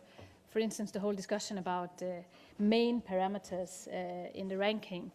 I haven't made up my mind on this, but I think that if it makes sense to have transparency in this area, it should in fact be possible for a business user to understand precisely how you get a ranking on the top. It's not necessarily the same that you will get it, but you need to understand what kind of parameters is deciding where you stand. So I think that is important, and I don't know how we do it. Main parameters, everyone, I don't know how we do it, but I think this is important. Otherwise, transparency is, as you said, well, you can be transparent on your unfair commercial practices, but what does that help if we don't do something against them? So it is clearly going to be a discussion, and I will not promise anything, but I just think that we need to look very much into this area, because I think this is some of the core discussions we have here. And we will also get back to the MFN, clearly. Anyway, we are not finished with all our stakeholders, and now we're going to listen to the European Small Business Alliance, and here we have Mr. Gibbles to make a presentation. Welcome, and the floor is yours. You're not using a computer? I don't need a computer today. No. Good morning, everybody, and I would like to thank also the S&D for inviting us. We are one of those organizations that is on the list to have a meeting with you, Ms. Schaldemose, but being able to say a few words today is already a good start. So my name is Patrick Gibbles. I'm the Secretary General of the European Small Business Alliance, and we represent micro and small companies throughout Europe, but we have a very narrow focus on micro companies. And that is also the way we look at the proposal. I also run a small company myself, a micro business, so I think that's important to state, because you know, we get in touch with all the problems on a daily basis. And given the nature of our membership, it is also clear that we look at the Commission proposal from two sides, basically, from a business user's perspective, but also from the perspective of platforms, because sometimes platforms are run by micro companies. They're not only large companies. And I also feel the need to, just like the Commission did earlier, to express the importance of online platforms to micro entrepreneurs. Online platforms, and the larger ones in particular, they've made they're making massive investments into R&D, sometimes up to the hundreds of millions, into understanding the market, setting up very efficient distribution channels, dealing with legal and language barriers, and so on. And at the same time, they offer any beginning small entrepreneur, which is often the case for our members, pretty much immediate access to a huge potential customer base. So I think that's important to mention before we get into the criticism. I'm starting off by saying that because I feel it's often overlooked in debates, such as the one we're having today. There's currently a trend, I feel, in the EU where we are cracking down on the big players, big American players in particular, and I think we need to be careful about that we do not engage in platform bashing for the purpose of doing so. And it's not a black and white small versus large businesses discussion, because it's not. So while there are cases of abuse by certain players, we should also recognize that many small businesses are given opportunities and visibility through platforms, giving them access to not only the European but also the global market, where they would never have had the access without these platforms.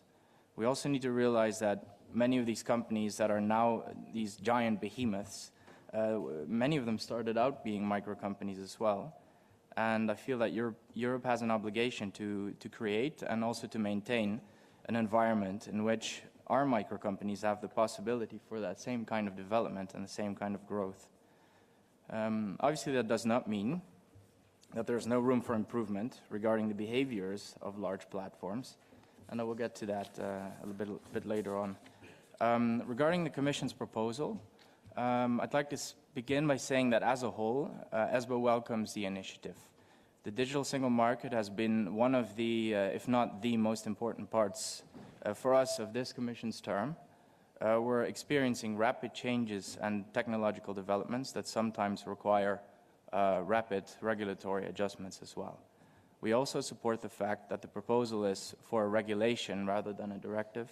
The digital market is a global one, and we should address it as such, maintaining the same rules throughout the EU, whilst of course respecting the principle of subsidiarity wherever possible is very important. It's realistic, as we are attempting to create a true single European market. We do, however, believe that the EU should be very careful in determining the extent to which it seeks to regulate, rather than providing guidelines. The first draft of the proposal, which we read a little bit earlier this year, immediately raised a few concerns or questions with us, both in practical and also in ideological terms. And let me explain that. A very important part of the proposal for our members would be Article 9, which deals with the implementation of an effective complaint handling mechanism. To us, it's a bit of a strange situation to legislate, because we believe that good customer service and especially adequate complaint handling are at the very core of any successful business. If you want a thriving business, you need an excellent product or service, first of all, and then you also need excellent customer service, especially in an online market where reviews and ratings are public and they can literally make or break a small company. Customer service is absolutely of prime importance, naturally. We therefore have some question marks with the Commission's intentions of regulating complaint handling mechanism. If a platform is treating its business users in an unfair or an unlawful manner, the user always has the option of going to court. One of the arguments given by the European Commission is that business users often have a fear of retaliation by the platforms, and this is quite true, but we don't really see how this would be any different if there was an internal procedure. I would like to also draw a parallel here to some existing legislation like the Late Payments Directive, where we have quite clear rules where small companies can enforce timely payment, but they often don't, because they're afraid that if they do, then they would lose their client. They might win the pay on time, but then they lose their client. So the problem isn't necessarily in regulation, but it's in the enforcement of it. A viable alternative, one which the European Commission has pushed hard a few years ago, is alternative dispute resolution and online dispute resolution. Some of the arguments given by the European Commission in the explanatory memorandum of the proposal are that alternative dispute resolution can be ineffective for a variety of reasons, which they don't mention. But one of them is a lack of specialized mediators.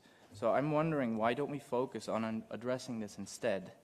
I think too often we observe that rather than improving existing systems and rather than adequately enforcing existing regulation, the Commission chooses to add more regulation instead. We don't support that line of reasoning. Perhaps the biggest problem we had with the proposal right out of the gate was the fact that for us, especially Article 9 was another example of where the think small first principle hasn't been properly applied. Because Article 9, which deals with the complaint handling aspect, includes an exemption for micro companies. The think small first principle is one of the most important principles for us in European legislation. According to the European Commission's own definition of the principle, it implies that policymakers give full consideration to SMEs at the very early stages of the development, the very early stages of the policy making. Ideally, rules impacting on business should be created from an SME point of view, or in other words, SMEs should be considered by the public authorities as being their prime customers, as far as business regulation is concerned. And then it continues by saying the principle relies on the fact that one size does not fit all, but a lighter touch approach can also be beneficial to larger businesses. So following that, for us, very sound logic, creating burdensome or heavy legislation and then simply slapping on an exemption for small companies doesn't work. Exemptions can be dangerous in that sense, as they demote micro businesses to second or third tier companies, and it should really only be used as a last resort solution, not as a principle.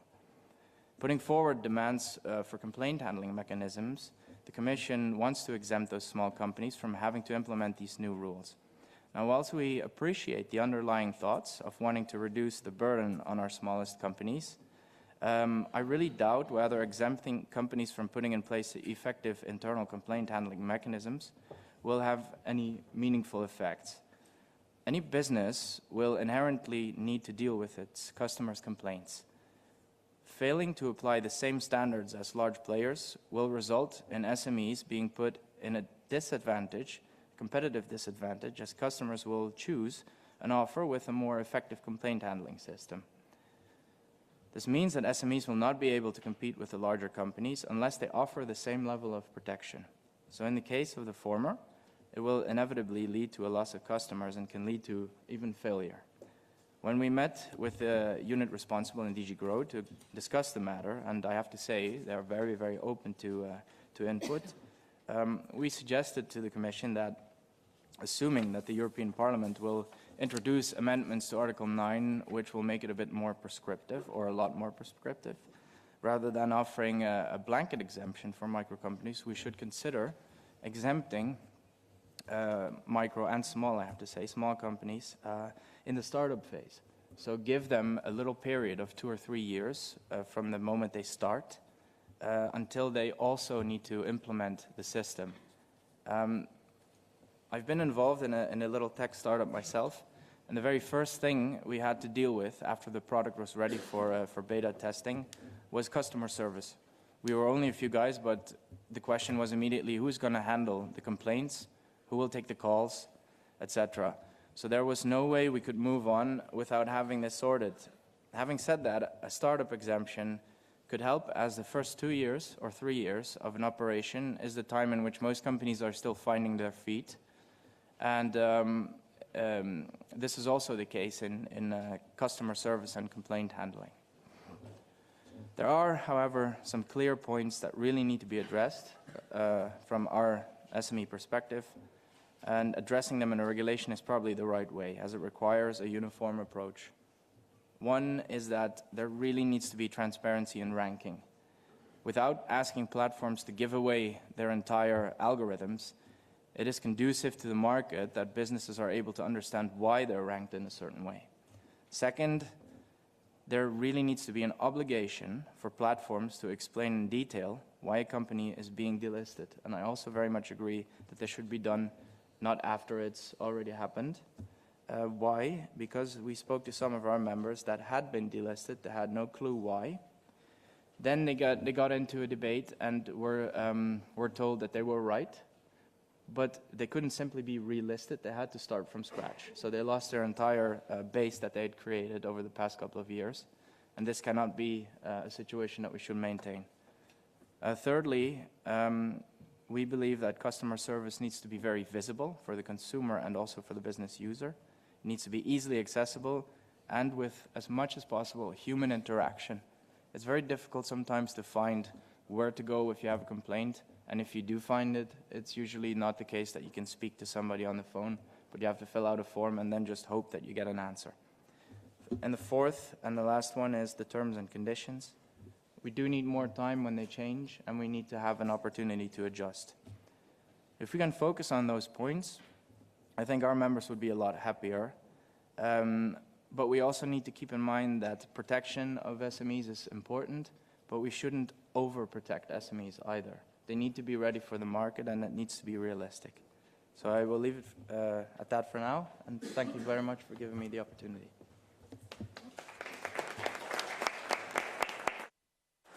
Thank you very much, Mr. Gibbles. And first of all, I would like to say that, yes, we need to be aware. We should not go into a kind of a platform bashing, because we need them and we love them. We use them, everyone. So, but maybe that's why we're talking so much about them, because they're so big and they're so good. And well, that's why we need to make them even better and more fair. But of course, we should not just bash them because they are having made our lives better. And then you're suggesting exemptions for startups in 2 years when it comes to complaints. Well, let's consider that. I'm not sure. I would prefer to have a legislation that could cover everyone from the beginning. I think it's best to have a good legislation in place that covers all the aspects. But thank you for coming up with this idea, and I think we should discuss it. I can see that some of the colleagues here are saying no. But I think we should discuss it and see what we can do. But I prefer to have a legislation that covers all with no exemptions, but instead is able to be used by everyone from the beginning, taking into account the different types of businesses we're talking about. I'm coming from Denmark, and it's a very well-regulated country, so I'm not so much afraid of regulation, but I think that we should make it a good regulation that works and that is able to be enforced. But let's see what we can do, and thank you very much for highlighting the perspectives from small and micro companies. It is very useful for us to have that aspect as well. And now we're coming to the last speaker, but not the least. Now we're going to hear from another kind of small and medium-sized companies, but they are probably a little bit bigger than the startups.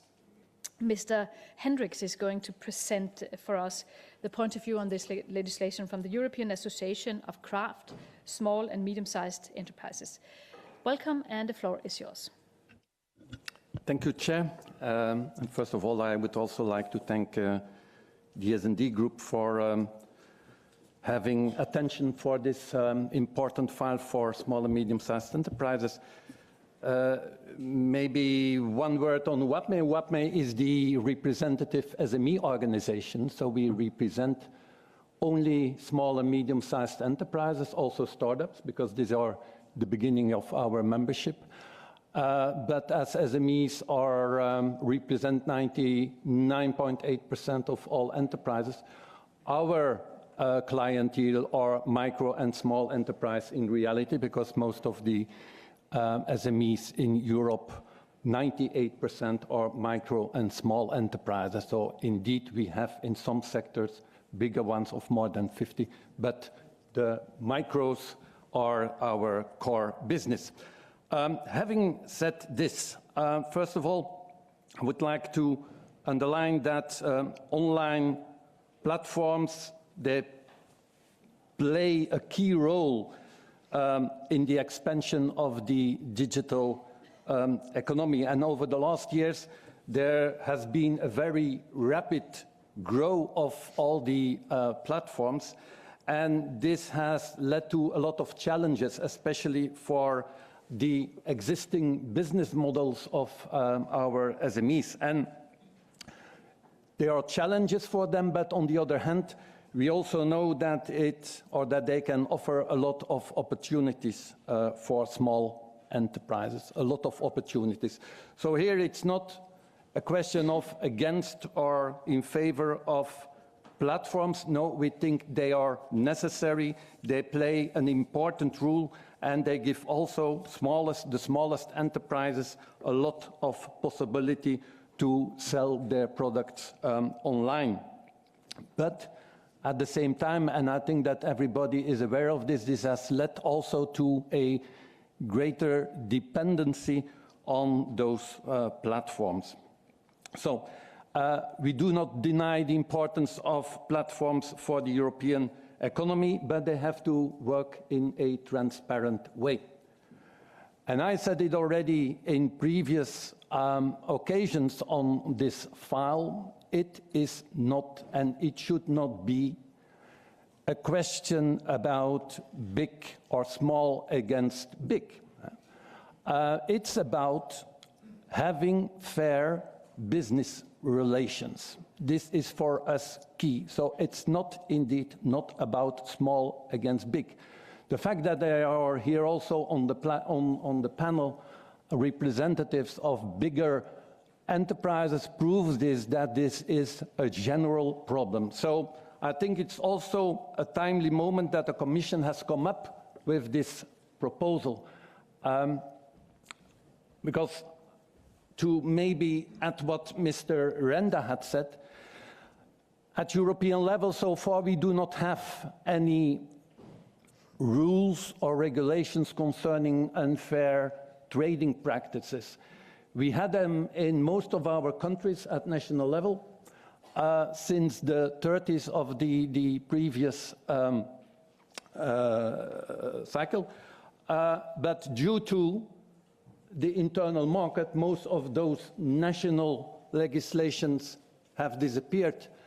And this was one of the negative consequences of the internal market for small and medium-sized enterprises, that there were no rules anymore concerning unfair commercial practices. And I think that here with the Commission, indeed, there is maybe a new deal that the Commission, who is, and I think that everybody knows this, normally reluctant, averse to intervene in B2B relations, it's quite remarkable that the Commission has taken now this initiative to intervene.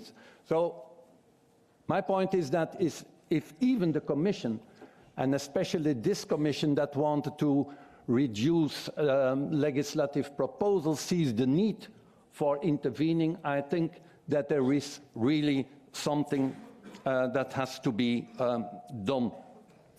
So we welcome, of course, the proposal of the Commission. I mean, since many years we have also lobbied for it because we thought that it was a growing problem, this unbalance and this unfair relationship between businesses and the platforms. So in general, we do not have major problems with the proposal, so there is not that bad in it. On the contrary, everything is good, except that it could be improved. And we think that the Commission should have gone further, and we hope that also the Parliament and the Council will go further in order to make this an efficient instrument. Maybe in general some comments.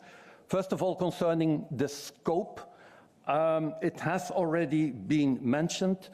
The proposal is a bit unclear about it, but we would clearly insist that this proposal or this regulation applies to all kinds of contracts, so also the so-called individually negotiated contracts. There is in recital 12 a reference to this. The regulation as such does not mention it, but it's quite unclear. Maybe on this point, I do not think that it would be intelligent to exclude individually negotiated contracts, because due to the fact there is an unbalanced power between the business and the platforms, this will certainly lead to abuses. And I would like to avoid that the Commission or that the legislator makes the same mistake as they did with the Late Payment Directive, where you can still negotiate concerning the payment terms, and we see in reality that this has not solved in B2B relations the problem of late payment. So the scope, so all kinds of contracts. Then maybe on the scope in general, I think that everybody knows that in the first leaked drafts there was indeed an exemption for micro enterprises foreseen. As you know, and I thought that WAPME since the beginning was the only organization here at European level who was always against exemptions for micro enterprises and small enterprises. Now I hear that our preach have been followed by others, so this is very positive. We are indeed against exemptions for SMEs in general. Why? Because we think that legislation should be made for the majority of the enterprises, which are 99.8%. So let this be clear. On the other hand, we also think, and we see some opposition against the proposal, as it should add too much administrative burdens.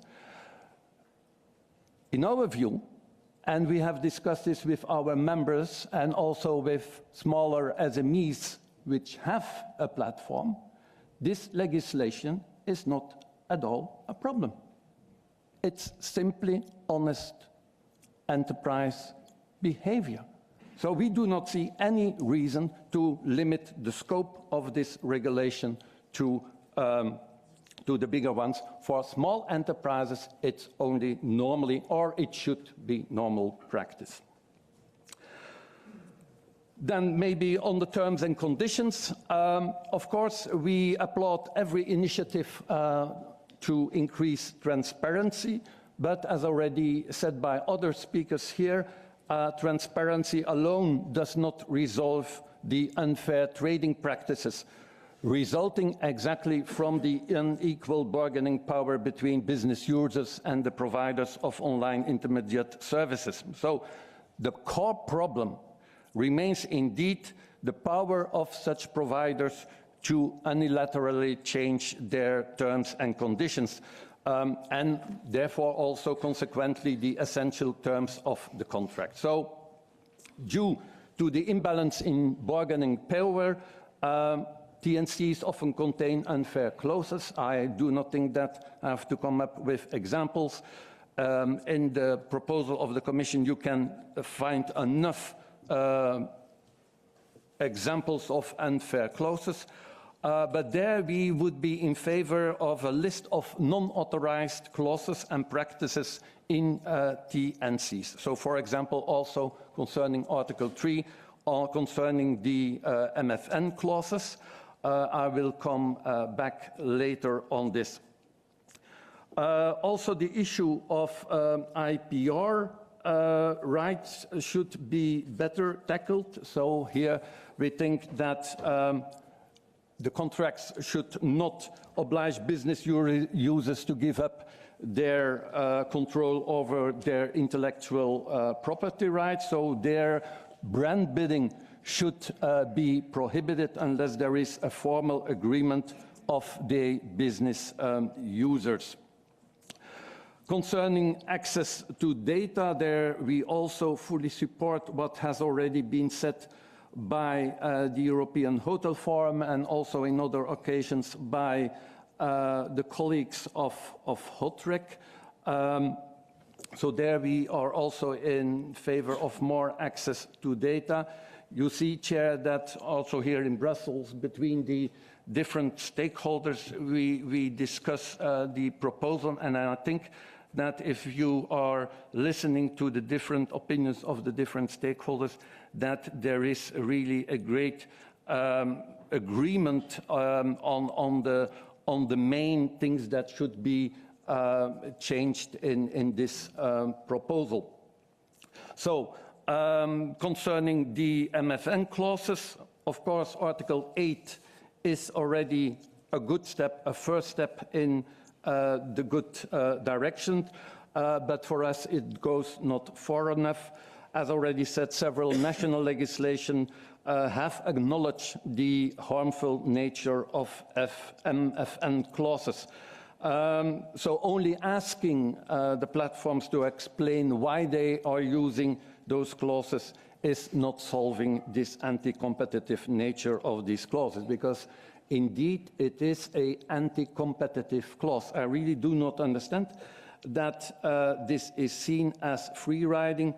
Fully also agree there is no proof of free riding, and I cannot imagine that business organizations like HOTREC, like EIF, like WAPME are trying to defend free riders. No, I mean, we always try to fight free riders, and this kind of clauses are simply anti-competitive. So there, get rid of them. If it would not be possible to have a ban, then at least we should have the assurance that the member states can keep their legislation on this topic.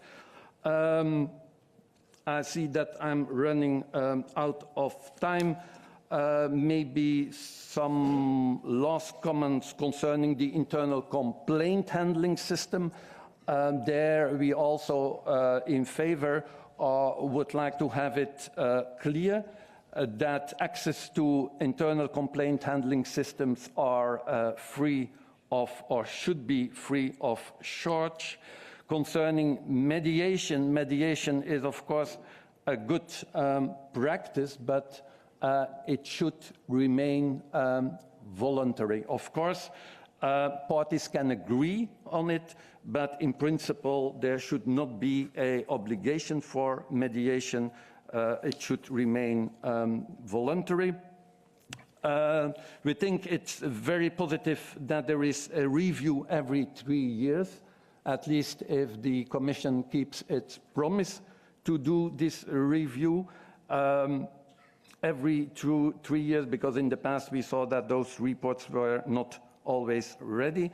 And as a last point, maybe I would like to urge the European Parliament, but then also the Council, to adopt quickly this proposal, because otherwise I fear it's a lost chance. So a fast adoption of this proposal would certainly be welcome, and then you have something to present to your people when you have to defend the European level when there are the European elections. Thank you for your attention.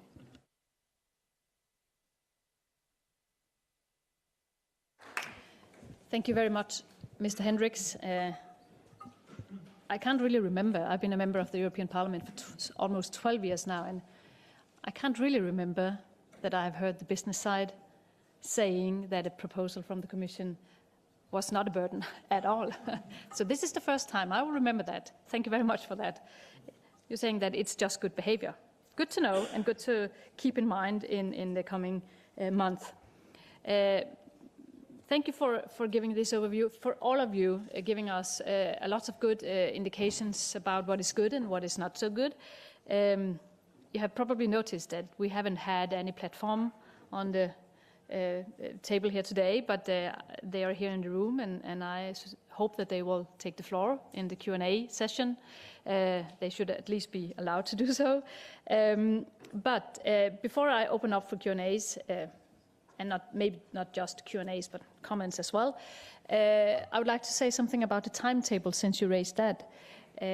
I'm going to send my draft report to translation. I mean, if the IMCO committee will accept our timetable, then it will be the 7th of September. And we hope that if everything goes as we plan, it depends also on jury, but then we will have a vote in IMCO the 6th of December. And hopefully, because that is clearly my intention, then we will be able to very fast, if the Parliament allows us, enter into a trilogue, an informal trilogue. We need to finalize that trilogue by the end of February at latest, if we should have a chance to have the Parliament to adopt the proposal before end of this term. And that is clearly my intention, that we should adopt this proposal before end of this term. I'm not alone in this. We're a lot of stakeholders, you could say, institutions that needs to work on this, the Council, the Commission, the Parliament. So I cannot promise you anything in this respect. But of course, I would be happy to be able to finalize this legislation before end of this term. And yes, of course, that would also be nice to go out to the citizens to show them that EU matters and are able to create, hopefully, a fairer internal market than we have today. But let's see where we end. It depends on how many amendments, it depends on how difficult it will be, and when it comes into the details, how difficult and complicated this will be. There's no doubt that the Commission tabled a balanced proposal, but once we start working on it, we will probably see a lot of changes anyway. So now I will open up for a Q&A. And please give an indication if you want to take the floor. And once you take the floor, please start by introducing yourself so I know who you are. And if you're raising a question, please try to be precise on who you are questioning, and hopefully not the whole panel, because then we will very fast run out of time. The first speaker is over here. Thank you very much. Michele Spangaro from ASSICA, the Italian Meat Manufacturers Association, but I'm representing also a European association, Clitravi. This is a general comment. First of all, thank you, Mrs. Schaldemose and Mr. Danti, for the invitation. We are very happy to be here. A general comment. This proposal is great. We are really in favor of this proposal, and we would like to thank you 1,000 times the European Commission for the great job that you have been doing. On the other hand, I have to admit that we have a good feeling of envy for this proposal, because it tackles in the online world all the problems that we have been raising for around 10 years in the offline world. And when I say this, I refer especially, linking also to the presentation of Mr. Renda, I'm referring to the supermarket platforms and the problem of private labels or own products. I mean, supermarkets in the offline world often operate de facto as providers of remunerated services to suppliers as much as online platforms do. And after all, we think that offline supermarkets are two-sided platforms as much as online platforms are. To this, I would like to add also that the UTPs are similar in the offline and the online world, and the vertical integration and the differentiated treatment, and when I say differentiated, I mean discriminatory, in the offline supermarket world has distorted competition and innovation in the market. And reference of this, you can find it in the Commission study on tipping effect on innovation of high private label market share made by the internal market. So to conclude, the $1 million question here is the following. So if the European Commission considers that the different treatment of own products or services compared to those of suppliers could be a problem with online intermediaries, why the European Commission does not ask itself the same question for the offline platforms? I hope this could be in a certain way solved, if not in this piece of legislation, in the UTP's draft proposal for directive, which is running in parallel in Agri, IMCO and ENVI, because we think that the problems are quite the same. Thank you very much. Mr. de Graaf, are you willing to answer this $1 million question? Right. I'm happy to answer it and then retire from the Commission. But no, I'm kidding. I mean, I think the issues, are similar but not the same. I mean, we're clearly in an online world. We're talking about network effects. The dynamics is different in an online world, even though some of the practices that we see, and I think you're quite right, are also found in the offline world. I mean, this proposal cannot solve every problem. I think, we have to also be very realistic. I mean, there's a lot of issues out there in the platform economy. I mean, this is a I think, an important proposal which we are making, I mean, we're putting forward, but let's not kind of get ourselves thinking that everything that moves in the online economy or any offline economy can be solved in this proposal. I mean, there is, as you mentioned, the proposal out there on unfair trading practices, which is kind of following its own logic. And indeed, that's a better instrument to address the concerns that you expressed here, which are real and which the Commission has been kind of working on, not always with great success over the last few years, and Member States have been working on. So that's a better instrument to take those issues forward than to try to kind of squeeze this kind of issue into a measure which was not intended to address these type of situations. I don't know whether that gives me $1 million, but probably not. I don't have $1 million, at least. So, but thank you anyway for the answer. And then I have a speaker over here. Yes, thank you very much. Christoph Klenner from ETSA, which is the European Association of Online Travel Companies. Yes, indeed. Thanks very much for the opportunity. I have 3 comments / questions. I hope you'll allow me those 3. We've had a lot of discussion or a lot of content about this sector, so please permit me to make 3 points and ask 3 questions at the same time.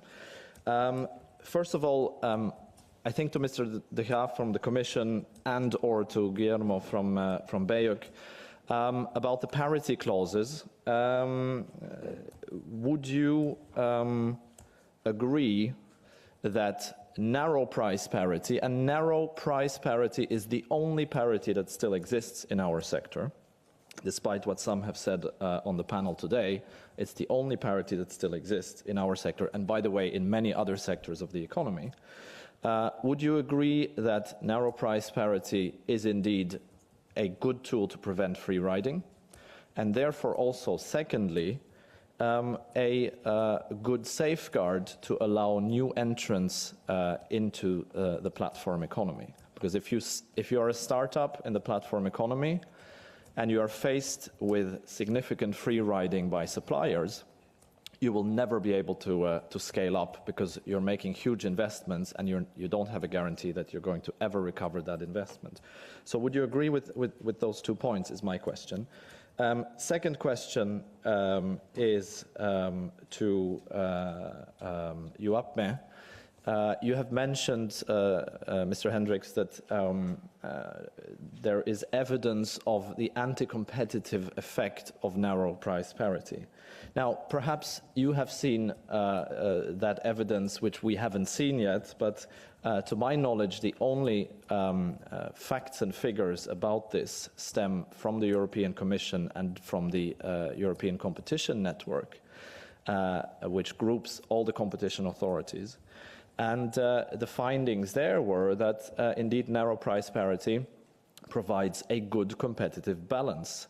It's different perhaps with wide price parity, and probably rightfully so it was abolished in an agreement between competition authorities and our sector.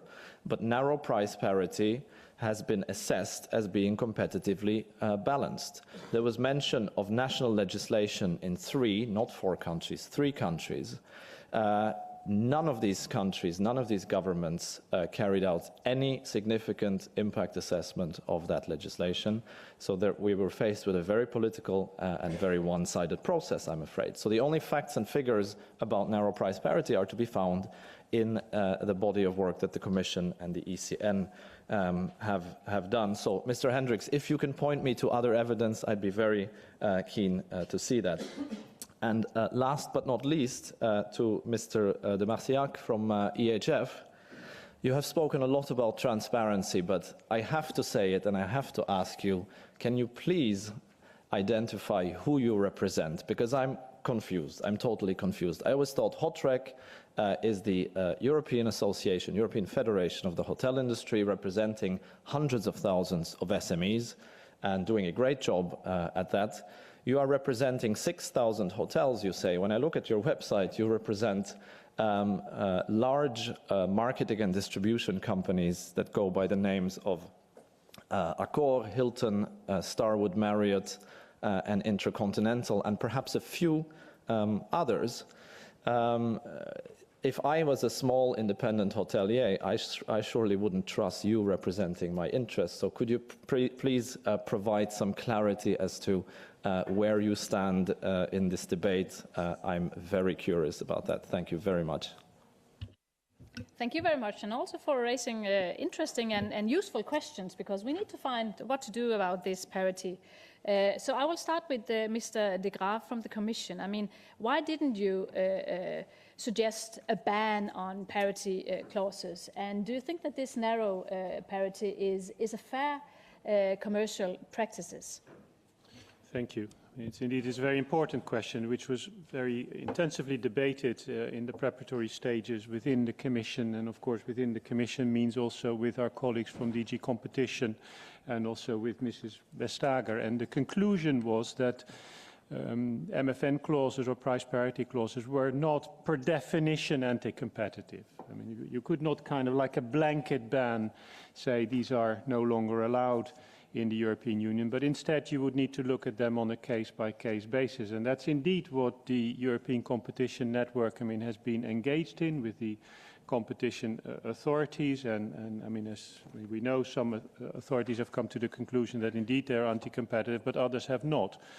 I think what we believe this proposal will do and how it will help is by making it transparent, kind of, do you apply MFN clauses, and if so, why? That there's a kind of a self-restraint on, if you're a platform, you have to explain that you have them and why you have them. And that then in turn, so we would believe that in itself will, in a way, disincentivize particularly the unjustified MFN clauses, because it would be very hard to justify them in your terms and conditions. And then secondly, by exposing these MFN clauses, by making kind of what often is implicit and not very clear, explicit and much clearer, the competition authorities have then the opportunity to intervene on a case-by-case basis where they believe that these or some of these MFN clauses or price parity clauses are indeed anti-competitive. And that's where we think that the internal market rule, a regulatory ex-ante approach, together with an ex-post competition approach can be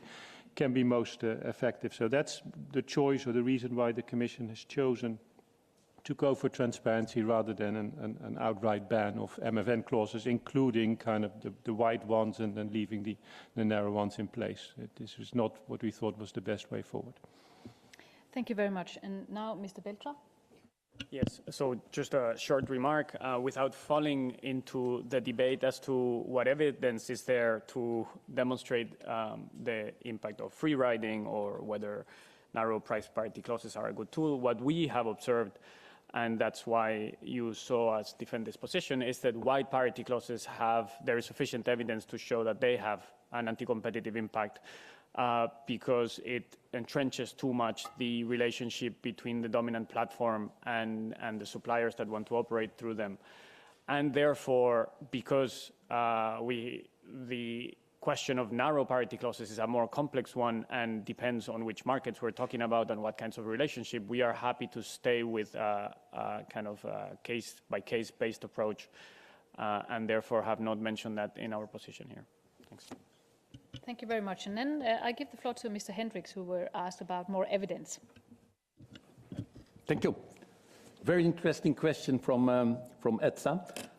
First of all, I have to say that we are also, as WAPME, a big fan of data-based policies. So your question is, of course, fully justified.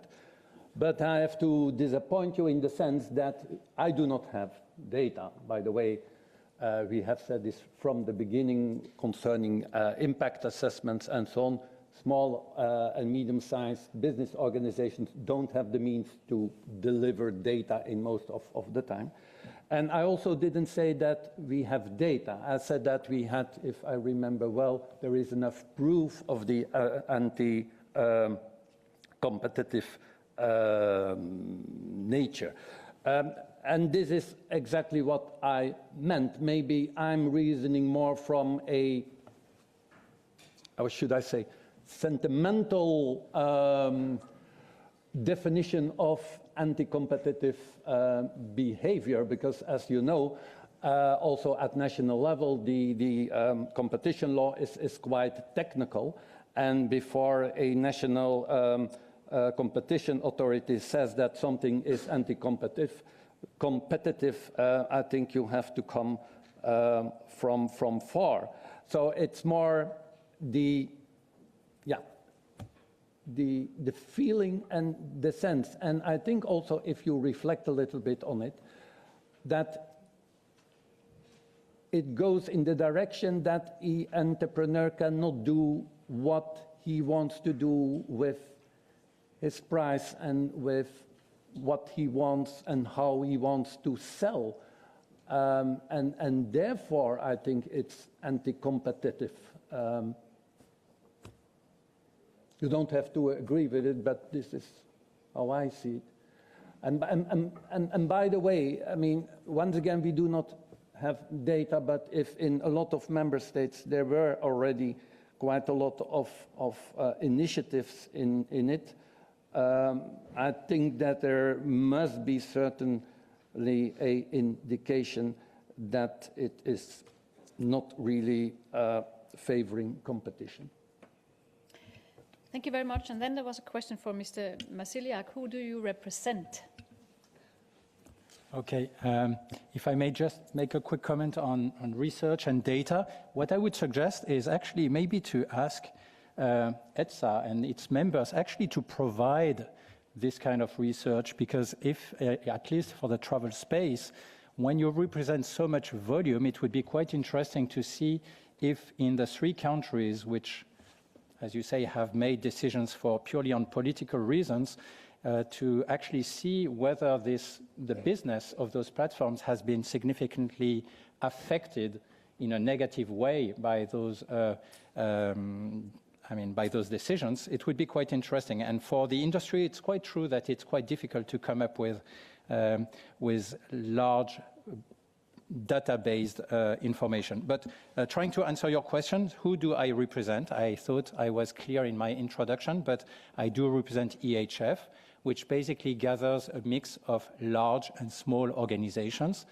Large organizations being names like Accor, Marriott, Hilton's, I mean the names you are familiar with, but also mid-sized chains like Scandic in the Nordic countries. So you probably know about the Scandic brand, which is quite well known in Denmark or in Sweden, but less known in Brussels or in the southern part of Europe, as well as smaller players like Citizen M or Sarova in the UK.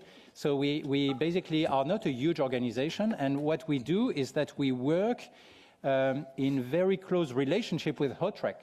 So let's not try to create any gap between the two of us. We talk very much together and we coordinate. And a couple of weeks ago, when there was an IMCO hearing, Hotrec was actually speaking and we were not. Today, I am speaking on behalf of the industry, but we are very much aligned on the topics that we are pushing forward. Hotrec is a different organization because they are a confederation of national associations, which we are not, because we do not have actually our members directly contribute to our association, which dedicates all its energy on the Brussels, in the Brussels world. So we do not work at a national level, and this is the job of Hotrec. So we are very much in the same, aligned with Hotrec, and there is no issue about that. And I would finish by just saying that behind your question, you seem to infer that the bigger players tend to be actually in a different position versus the platforms as the rest of the industry. And I don't believe so. I think what was said this morning makes it very clear that even let's take an example, the very largest hotel chain in the world, that's Marriott Group, they will represent about 7,000 hotels. I don't know the exact numbers, but definitely less than 10,000.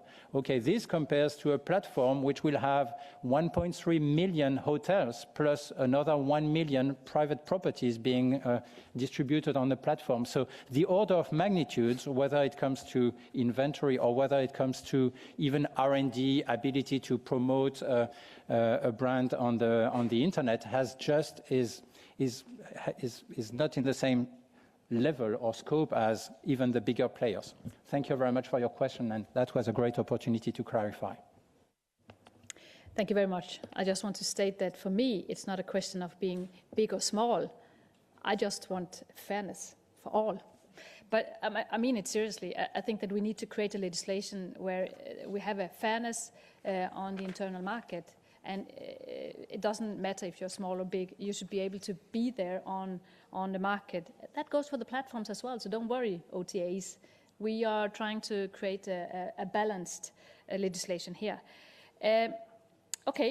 One comment, in fact, because the proposal from the Commission also contains this observatory, which is going to monitor the development. And I think it is very useful if we have this one, because that's also where we could get information in the future about what works and what doesn't, creating evidence or I could say evidence.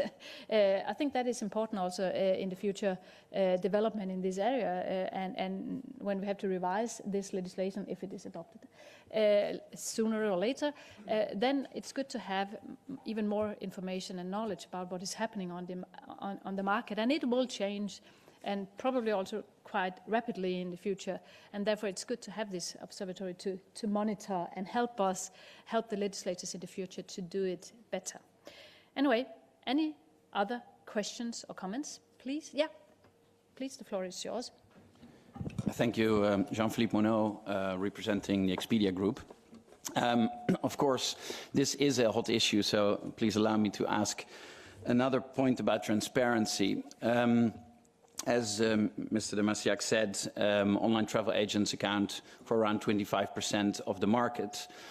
What he failed actually to mention is that 40% of the market is actually distributed through international hotel chains.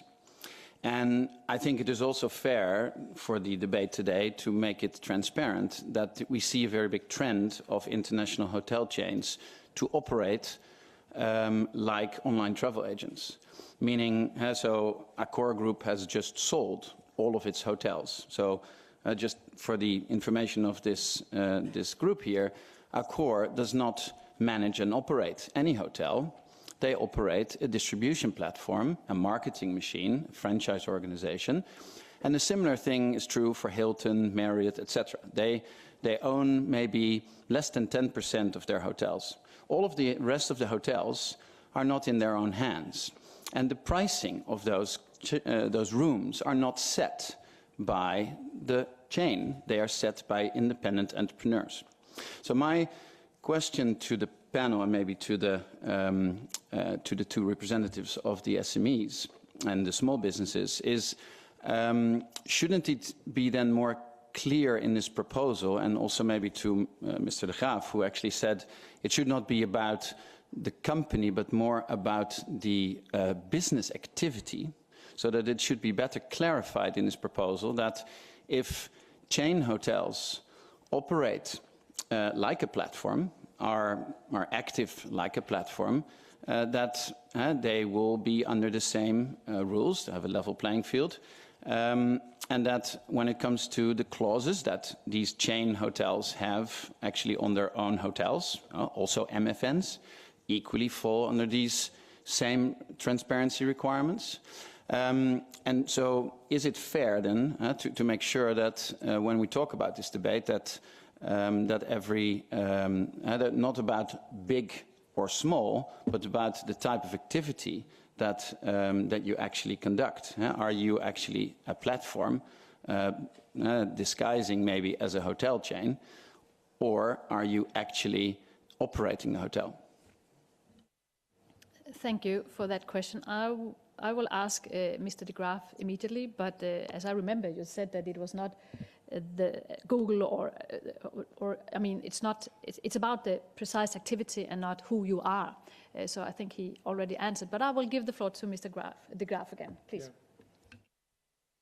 This is indeed the point. We're not kind of covering platforms necessarily for all of their activities, but we will be covering platforms for some of their activities, particularly when they are playing an intermediating role. And how is the intermediating role defined? It's because a platform is in the middle between businesses on the one end and users, consumers on the other hand, and facilitates a transaction between the businesses and the users. So any kind of business model, any configuration that fits that characteristic is captured by the directive. And as I said, like Amazon Marketplace is captured, but Amazon Cloud Service not. I mean, Amazon Prime not. So some activities will be captured and others not. But it is this intermediating nature, the two-sided markets, that is the key determinant of whether you are in scope or out of scope. Thank you. And I will pass on the question as well for maybe all three of you, starting with Mr. Hendricks. Thank you. I'm not very happy with the direction this discussion is going in.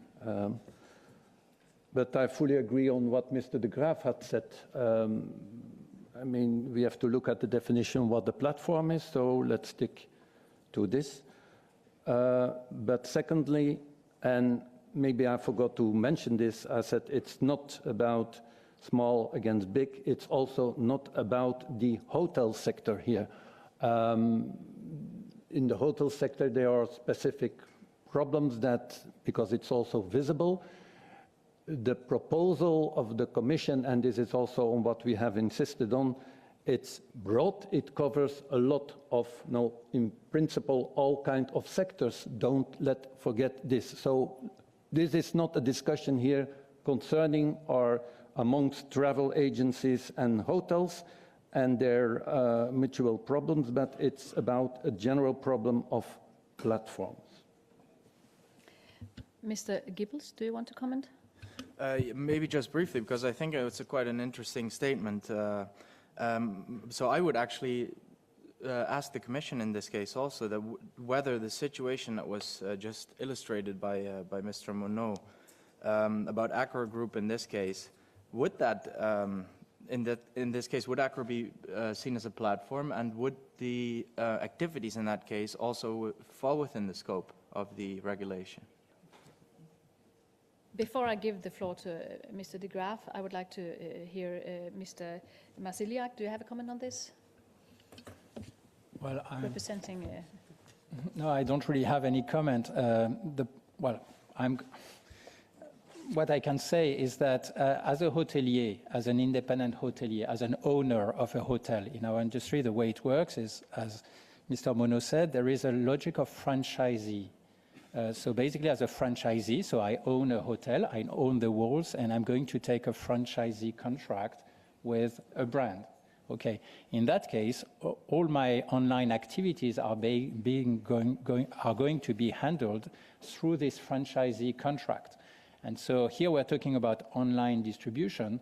I think the European Union is not about addressing how an owner of walls of a building dealing with a brand, whatever it is going to be monitored in its distribution for its direct distribution. I think we're talking about intermediation. And I don't think that this would apply to the official website of a given hotel which has chosen a given brand. So for me, that doesn't apply, but would it apply for whatever technical reasons that I have not been able to identify?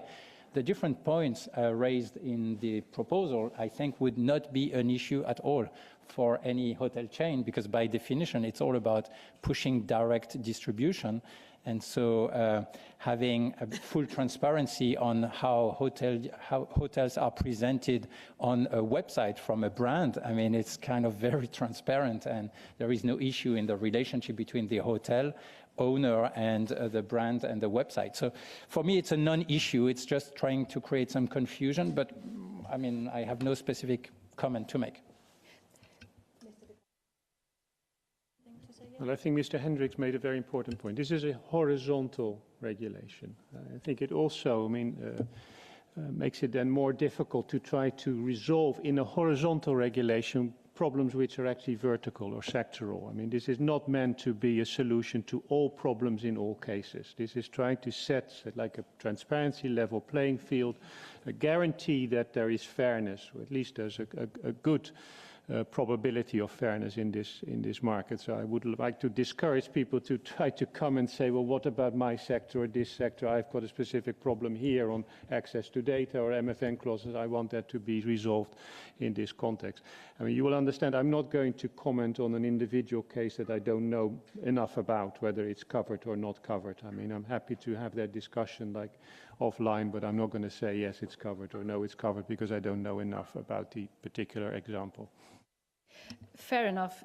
But the reason why I think it's okay to take this debate is also it's in the details. You see whether the proposal is good or not. And we have a conflict here. We have conflicting interests between the OTAs and hotels, for instance.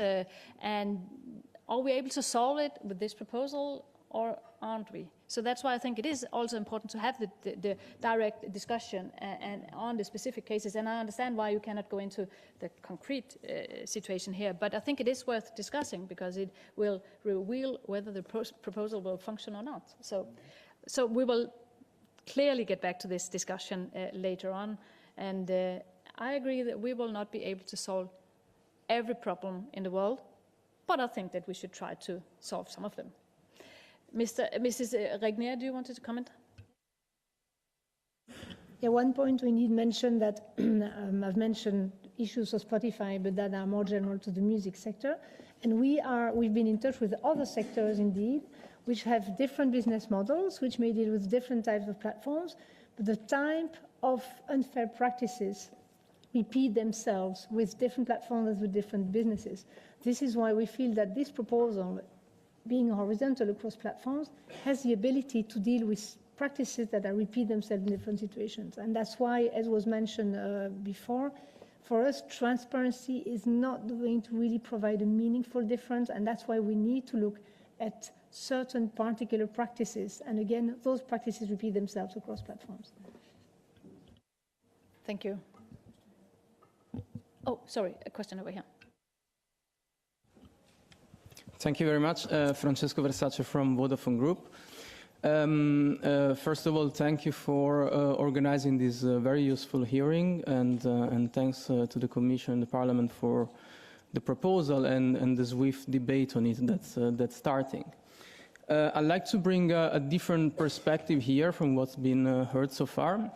So as Vodafone Group, which is indeed one of the largest mobile operators in the world, so we are a big company, we would like to echo many of the things that have been said, for example, by BEUC and by Spotify. First of all, we are both a platforms and a B2C platform, and we are a business user using platforms to provide some of our services. So we believe we are in a very good position to assess this regulation, which also applies to our services. To be very clear, we are not afraid of the regulation as it stands. We actually we are fine with all the obligations which are in there, and that would also cover us as platforms. And we fully agree with Spotify and BEUC that the regulation should go beyond that. The reason why this is so is that transparency alone, and we proved that with our services in some markets, is not enough to solve dependency issues which arise when you have very strong bargaining power on the other side, on the platform side. There are markets which are indeed quite contested between a variety of platforms. There are markets which are not, where you have, if not one, maximum two players. And sometimes those players are not interoperable. A clear example of that is the App Store market.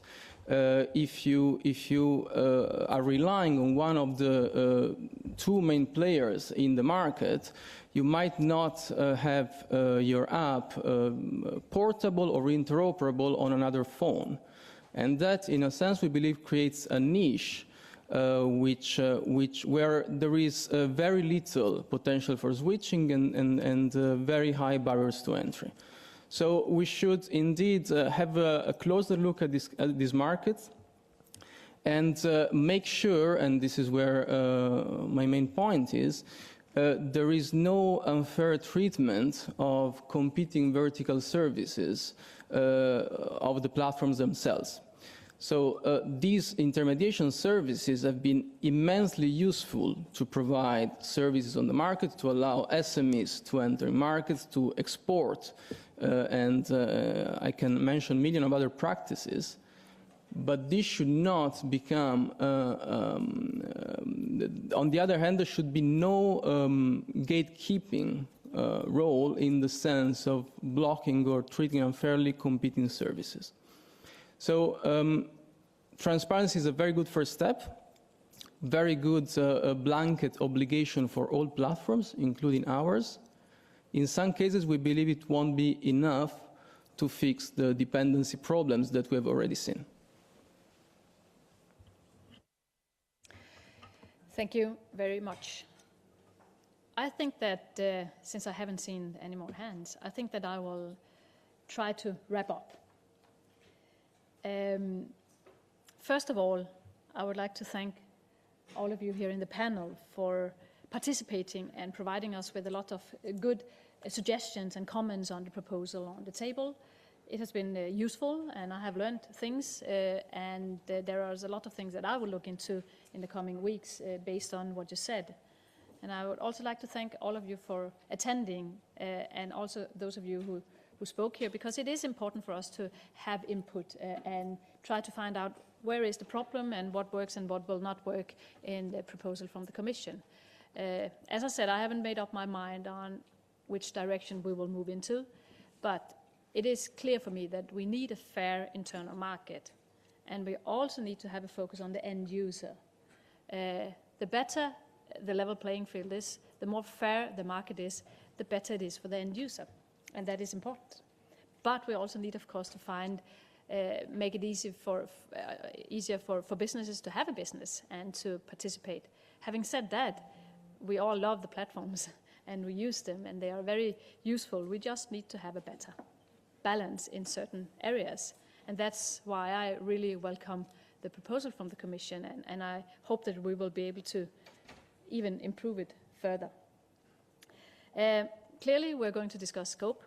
We're going to discuss access to data, ranking, the parameters, the general ones, or even going further into those, the redress mechanisms. Here I have heard several things today, and I think we really need to look into it.